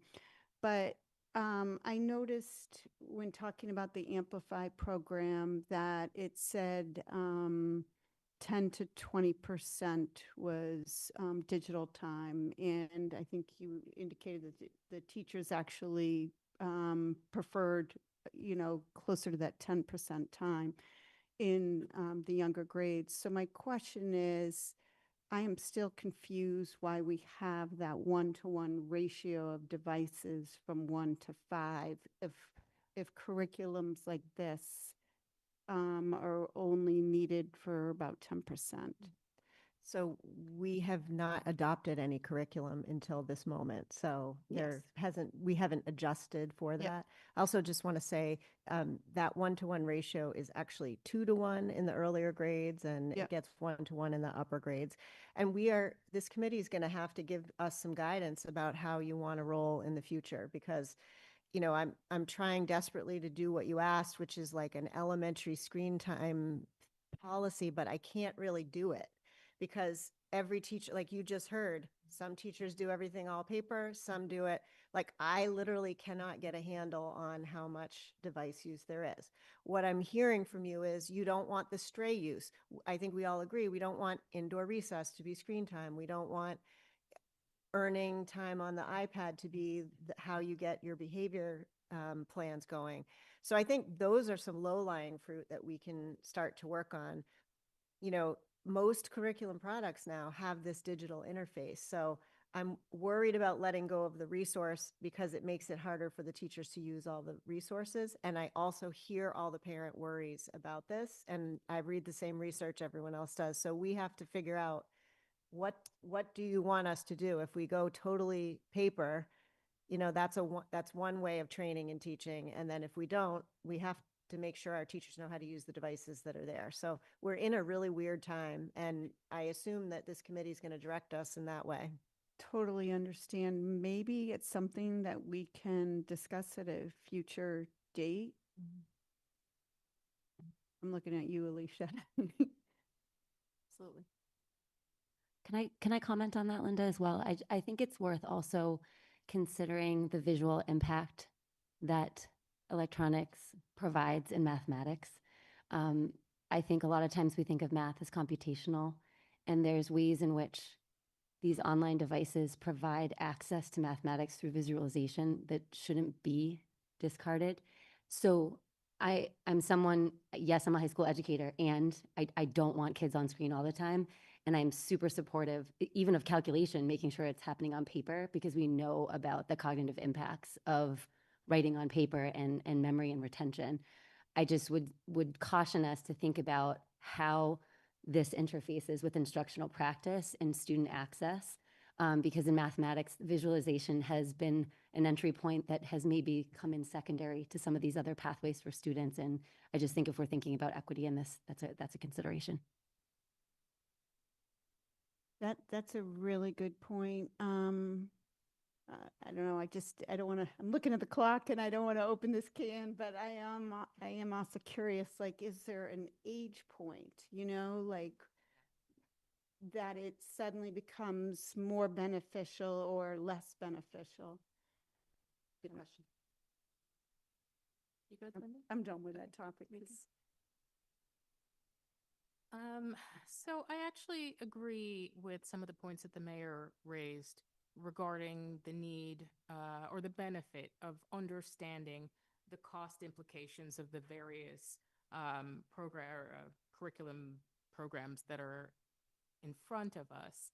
I don't think, and I think we're in agreement on this as well, it's not necessarily a case of selecting the least expensive or anything like that, but it's just an understanding of if the program that you are recommending, that you say this is the one that we should go for because of X, Y, and Z reasons that we feel strongly about, that we are, we're vetting up and down the chain. If you have that, then it's just another way for us to think about it and have information regarding these decisions. So I agree with you. I think that would be good to have. Gina, you said something regarding the high school, kind of cobbling together a unified high school curriculum. And I'm going to push you on that a little bit. You said that that it would be that we have a clear vision. I think I heard you say that, a clear vision of what we would want. But is that the case? Because it sounds as though we've got really proud educators at North and really proud educators at South and really awesome, ways of teaching at two schools that then you'd have to figure out which is the path forward. And that would be part of what's combined. So do we have a clear vision, or is that part of the issue why we'd be looking to combine the curriculums? I think what that hit home for me is when I read through the teacher comments in the curriculum pilot information and where there was disagreements maybe in the approach of each of the curriculum vendors. The common themes where we want differentiated instruction, we want equity, we want mathematical practices, we want a scope and sequence. There is a common desire, I think, with both high schools to have those best practices of curriculum embedded. So I think it's just a matter of like how we get there and what do we use. But I think the key important parts of any curriculum, those I think we're closer together than we are farther apart at both high schools. And I know you want to add on to that, Jen. No, I mean, another area that comes to mind is also rich tasks. That's something that was also thematic and came through from both spaces. So I think there's impressions of difference, and yet what the data showed through the conversations is that we're more aligned than maybe we thought we were, and that's a good thing. So to say that like we're all the way there would not be truthful. I think there's going to be negotiating that needs to happen, but the wants are more aligned than what we originally thought. That's helpful. Yes, thank you. Victor? Thank you. Thank you again for all this work. Regarding the middle school 6A amplified Desmos, there were 63% of students that felt appropriately challenged, implies 37% did not. Do we have any rough sense of whether the majority of those are under challenged or over challenged of the remaining folks? And if you don't have the answer off the top of your head, that's fine. Go ahead. Structure to answer. Yeah, I would assume it's under challenged, but I don't know. We'd have to go back and look at the wording and. Okay. That was my assumption, but I wanted to catch myself when I was thinking through that. And then in terms, I think Dr. Nolan actually mentioned already, but for those who are perceiving themselves as under challenge, the temporary solution is what? Well, I think you have to put it in context. It was a pilot. And Yeah. so to develop the lesson in full during the short amount of time teachers point. were given for a particular lesson, that's kind of complicated. It's just giving them a flavor of what this could potentially be. But if you look at the curriculum as a whole, it does have a lot of stretch activities built in. We also anticipate that the math specialists that we are hiring will also partner with our teachers to make sure that they have those supports needed to do just that, the enrichment piece and the extension parts of the curriculum as well. Got it. Thank you. I've noticed that we are perhaps intentionally not mentioning the name of that vendor. Is there a reason for that, or can we disclose that at this point? Like, are we talking open up resources like some this potential custom build? I'm curious who are the potential. One of the companies that we are talking to is Coherent Math. Okay. Is the name of that boutique company that we're working. Thank you.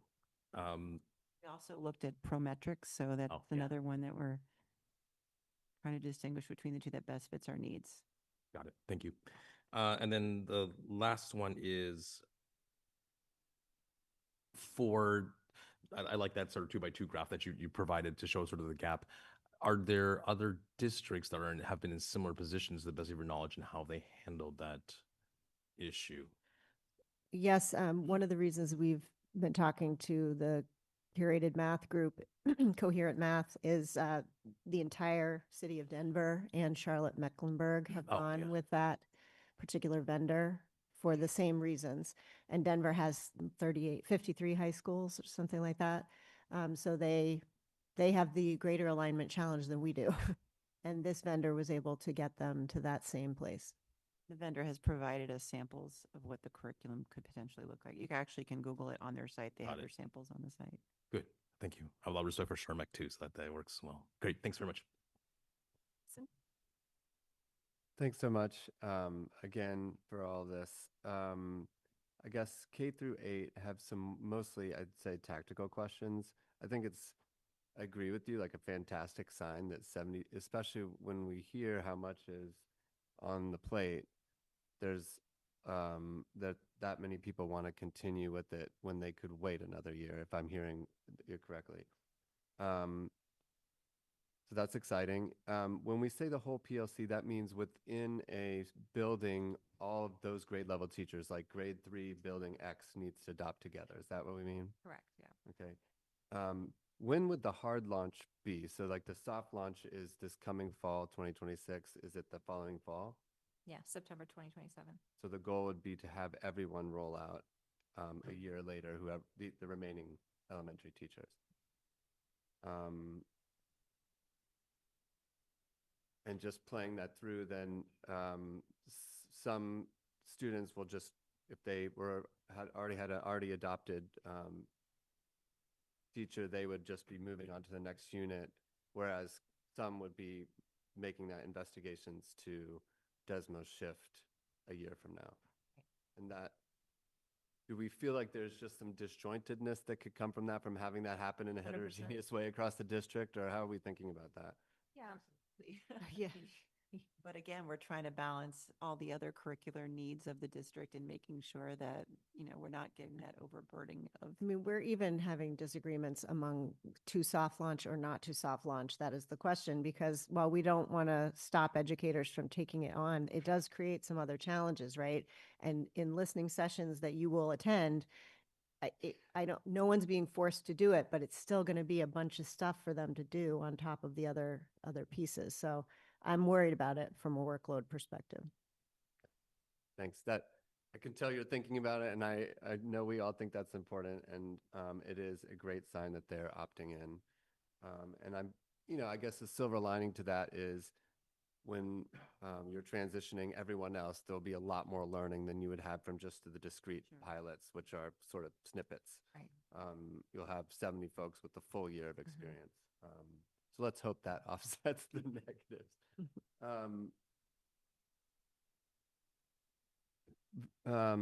Victor, I think, covered my questions about differentiation extension, which was listed as sort of a negative in some of the reviews, but I think I hear it's another one where we're thinking about and mitigating, both in terms of having the interventionists weigh in, exposing to all those stretch components that may exist, et cetera.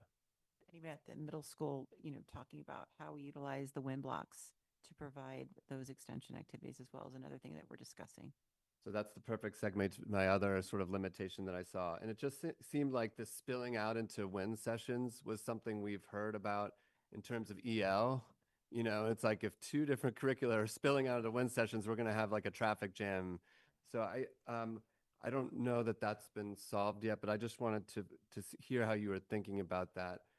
Let's say independently, mitigatable issue, but within the elementary school building and with the adoption of EL, do we think that like amplifies the minutes in the day issue? Yeah, and the need for us to, as a elementary math department, to really think about the pacing and the allotted time. So it's a 60-minute block. Every Amplify lesson is designed for 60 minutes, but the differentiation piece is outside of that. So we have to think about how to bring it into the 60 minutes or put it in WIN. And if you put it in WIN, everybody doesn't have access potentially. So these are the conversations we're having. The other thing is you talked about stretch or extension. And there isn't something for every single lesson in Amplify, and that was something that was brought up among the piloting teachers and the math specialists, because we know we have students who are ready for more. So we do have a lot of resources organized by domain or by standard that we will continue to make available for teachers and align it to the units, so that they have resources available for when or for whenever it's needed for students who are ready. Non-amplified Desmos, sort of third-party things that plug into and align with those specific areas. Yes, so Amplify has some, Mm. and we have more, because we found students that many students need more. Very helpful. Thank you. Okay. Sorry. Switching gears to high school. I guess I heard the responses in terms of rationale for going to something coherent, and it does sound like it's great to hear that there's perhaps both from a conceptual perspective of aligning the pacing and as well as a desire to move together is a positive. I think I'm wondering what else we would assess besides if we've determined that CPM versus the other option aren't a path forward. I've wrote this in some of my questions, but just wanted to follow up. So number one, is there a reason why CPM, if its main limitation would be for cohorts of kids who are having trouble accessing, it's denser, it's got a lot of language attached to it, especially within the pathway programs, is it a way for CPM to be the curriculum for some of the pathways and there be a bridge pathway for, let's say, the foundation? I think that's different than what we were describing before of it's expensive to buy a curriculum and then customize it, but maybe not. I'm just curious about that concept. I would love to take that one.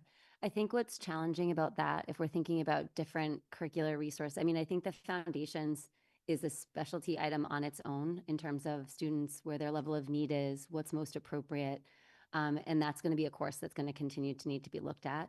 When I think about this in terms of the work among our existing curricular levels in different math courses, like Math 1, Math 2, Math 3, if we look at one curricular resource, for example, like CPM, and then another like Carnegie that we piloted, their approach to the instruction is very different. Their sequencing is very different. The pathways have been designed to create greater flexibility for students when they're ready. If we introduce two completely different curricular resources, then we also have the gymnastics of needing those to talk to one another, which is another challenging set of circumstances. So I think there's the potential for there to be conflicts created where we're trying to create flexibility of pathways to creating limitations to that if we're introducing multiple resources at Is that different what levels. you meant? Two different programs in different? Yes. I thought that's what I heard. Yeah, no, you no, asked. it is. Okay. And that response makes sense. We definitely want there to be the on-ramps and off-ramps. The other piece to that, just to add on, is the teacher's prep and the teacher's understanding of the content. So if I'm teaching one course using CPM and I'm teaching a different one using Carnegie, it can get very cumbersome, and you're asking a lot of teachers to prep both at multiple levels. And I would say it's very common at the high school level for teachers to be teaching at multiple curriculum levels. Yeah. Thanks. One of and this maybe is part comment, part question, but when we move back to the decision that was brought to us around traditional versus integrated math, and I wrote this in the questions, but one of the main points there was we felt that there was access to integrated curriculum now versus times past outside that would meet our standards. And in a way, I think we've revealed that perhaps it doesn't. And so I just wonder, because there seemed to be a pros and cons balance that leaned towards integrated. Does this shift our thinking on that? Could there be that, because it does sound complicated to write our own curriculum. So before we leap into that, were there traditional math curriculums that we thought would be the top of the pack for that we would want to reassess in parallel? Just to be clear, we're not asking teachers to write curriculum. That would be years of work and a tremendous amount of commitment. We're considering these vendors who would do the bulk of the work for us with teacher input and guidance and vetting and lots of feedback. We don't want teachers thinking that we're asking them to create. So that's one thing.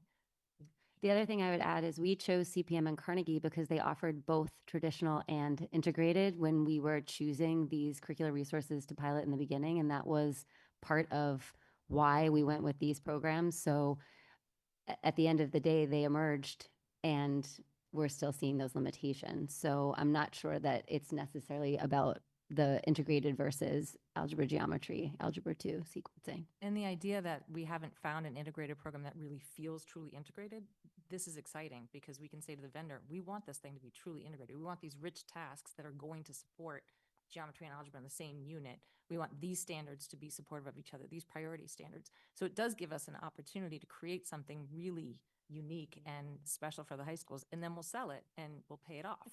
So it'll all. I think that's exciting. I mean, a skeptical lens would be like curricular vendors have been trying to do this for a while and they haven't met our standards and it's. But they write for everybody. This team would write for Newton. So I think that's the difference. In terms of timing, I saw a response that, you know, this process with coherent math would take basically next school year. And then the goal would be to, and I know this is, we're not like fully discussing it, but I'm just vetting like the timing as it relates to math pathways rollout. Does that leave enough time to plan, you know, maybe not pilot since we've developed it ourselves, but implement change management for, presumably to make the pathways rollout into high school work, fall of 2027 rollout? Yes.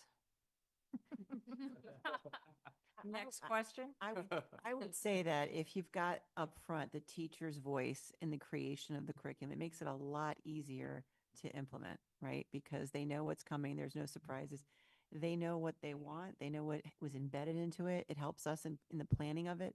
So next year, I would imagine if we were to go to this process and it's heavy in some area, we know right away where we need to focus our professional learning for the coming year. So in many ways, I feel that it would be a lot of an easier lift. And we need to think ahead about this year. We need to think about summer work and offering opportunities for educators to do work then, and then Thrive and all of the things during the year that we can access, because we have to plan it out pretty carefully. High school teachers are busy and don't have a lot of extra time to devote to something like this. So we have to think about how to do this in a way that's methodical and planned out and has their voice in it. I think this is another area too, Jason, where what you were asking earlier about the integrated versus AGA matters, because at the end of the day, the pathways work is happening. It's happening now. And so we're not changing the courses. We're still doing integrated math 1, math 2, math 3. And so what happens with these resources is stronger alignment. And that's the piece that's going to significantly improve. So I think that's a way to think about, yes, these talk to each other and there's going to be improvement, and that's going to happen as a result through the implementation and professional development. This is really helpful. I agree actually that conceptually this path that you're proposing to go down has a lot of benefits. You guys are doing also Herculean lifts of change management, as we're hearing in all of the rollouts and communications and everything across this arc of math pathways. And that's the nature of my questions is, this does feel like the harder change management path to align everyone, to get on the same page, to, yes, we have a vendor who's an expert and we're not Denver Public Schools, but we don't have a shortage of strong opinions. So that's my concern. It's valid. Understood. Really quick follow-up. Yeah. And then John. Can I go? Yes. Oh, just a really quick follow-up on the heels of Jason's question. So teachers aren't going to be writing curriculum. Got that. That sounds logical and reasonable and bar lift. However, what is teacher input? What does that look like? Because picking up on Jen's words, teachers don't have a lot of time. And so teacher input sounds as though that is another layer on top of a rollout of a curriculum where you would expect there to be professional development and some amount of learning the curriculum and getting those muscles together to teach it effectively. Teacher input, if we're curating and creating our own curriculum, what does that look like? So The proposal is a vetting team and a writing team. And the writing team consists of the leaders in the math department with the team from Coherent. This is their particular proposal. With the team from Coherent, we develop a scope and sequence with some input, and then they write a unit, and they get feedback from the team on the ground, from the department heads and leaders. Then it goes to be taught by a couple of teachers and vetted, and we get feedback on it. So that we're not asking them to write anything, we're asking them to try it and then give feedback back. And this back and forth process happens throughout the year. I don't think every teacher would be involved. I think it would be optional, you'd opt into this work. And like we said, we've got to find those discrete moments of time where we can provide access for them to work on it. So would it be fair to say it's sort of piloting as you go? It's iterative, yeah. Mm-hmm. Yeah. We've also provided them our self-study from last year, which is a very intense document of all the things that we found out. We've also provided them various curriculum documents from both high schools so they can get a flavor of like what's happening in each high school, which I think they find very helpful to kind of get it off the ground. So I think all those things combined, personally, I just think this is, if we had gone with CPM or if we had gone with Carnegie, we'd be in a much worse place in terms of teacher morale and teacher buy-in. I really believe that. I think that we found a nice halfway point for the work to get done, and most importantly, to bring the two high schools together. I think that was a big piece of this whole journey. So I do feel confident in that. Thank you. Make a motion? Or do I? We've got two more, Jonathan and Ben. Maybe. I'm okay. I'll wait. And Thank you. This is great and helpful as always. Can you tell me how many courses we need? For High school? High school. High school, yeah, so we're sorry. going to be creating two. Creating or buying. We're prioritizing Math 2 and Math 3. Okay, got it. So the Carnegie and CPM proposals would include 3 courses. We actually wouldn't need one of those, or we would just do more with that? Go ahead. We're moving high school math 1 to the 8th grade. So and that is provided through Amplify Desmos. So we have a curriculum already in place for that. So we wouldn't necessarily, we have to have a variation of that course at the high school, because for those students who didn't, we're finding it challenging at the 8th grade level. Don't know what that's going to look like, but it could be some variation of that. Okay. So to get our arms around the math, where we're at is based on the numbers that were shared shortly before the meeting. Thank you for that. Carnegie would be 96,000 per year per course. CPM would be 55,000 per year per course. There's a really big difference there. And the homegrown, if we assume it lasts us 5 years, which feels maybe Totally could. okay, then that's 85.5. If it only lasts us 3 years, then it gets to 143,000. So then you start getting to a big difference. But I don't know. I would hope it lasts more than 3 years. So numbers wise, this is probably in the same universe, and it's probably a little higher. And I think picking up on Tamika's point and some of Jason's point, it does require more effort on our teachers' part, right? That's part of the deal there. So I think my thought looking at this is, if we believe it's going to produce a better product for our students and a better experience for our teachers, and Dr. Flanagan, your last comment was meaningful to me, that this feels like a way through a problem, then that's good. If we just got stuck in a tie and we don't know how to break it, then I'd say we got to, this looks like the most expensive and intensive way to do it. And we got to figure out how to break a tie if that's really where we're stuck. I think in the last 2 minutes or so, I heard that, no, we think this is going to be the better product for us. Agreed. Okay. And I wouldn't say we were stuck in a tie necessarily with CPM and Carnegie.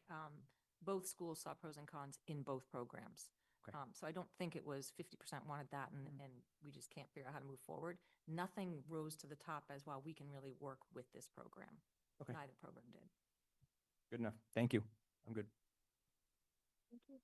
I'll just add that I think it's so exciting that we're at this place. I think math has been the toughest nut to crack in the district for so many reasons, because the community is talking about it all the time. I think the teachers initially were more resistant to any change in math.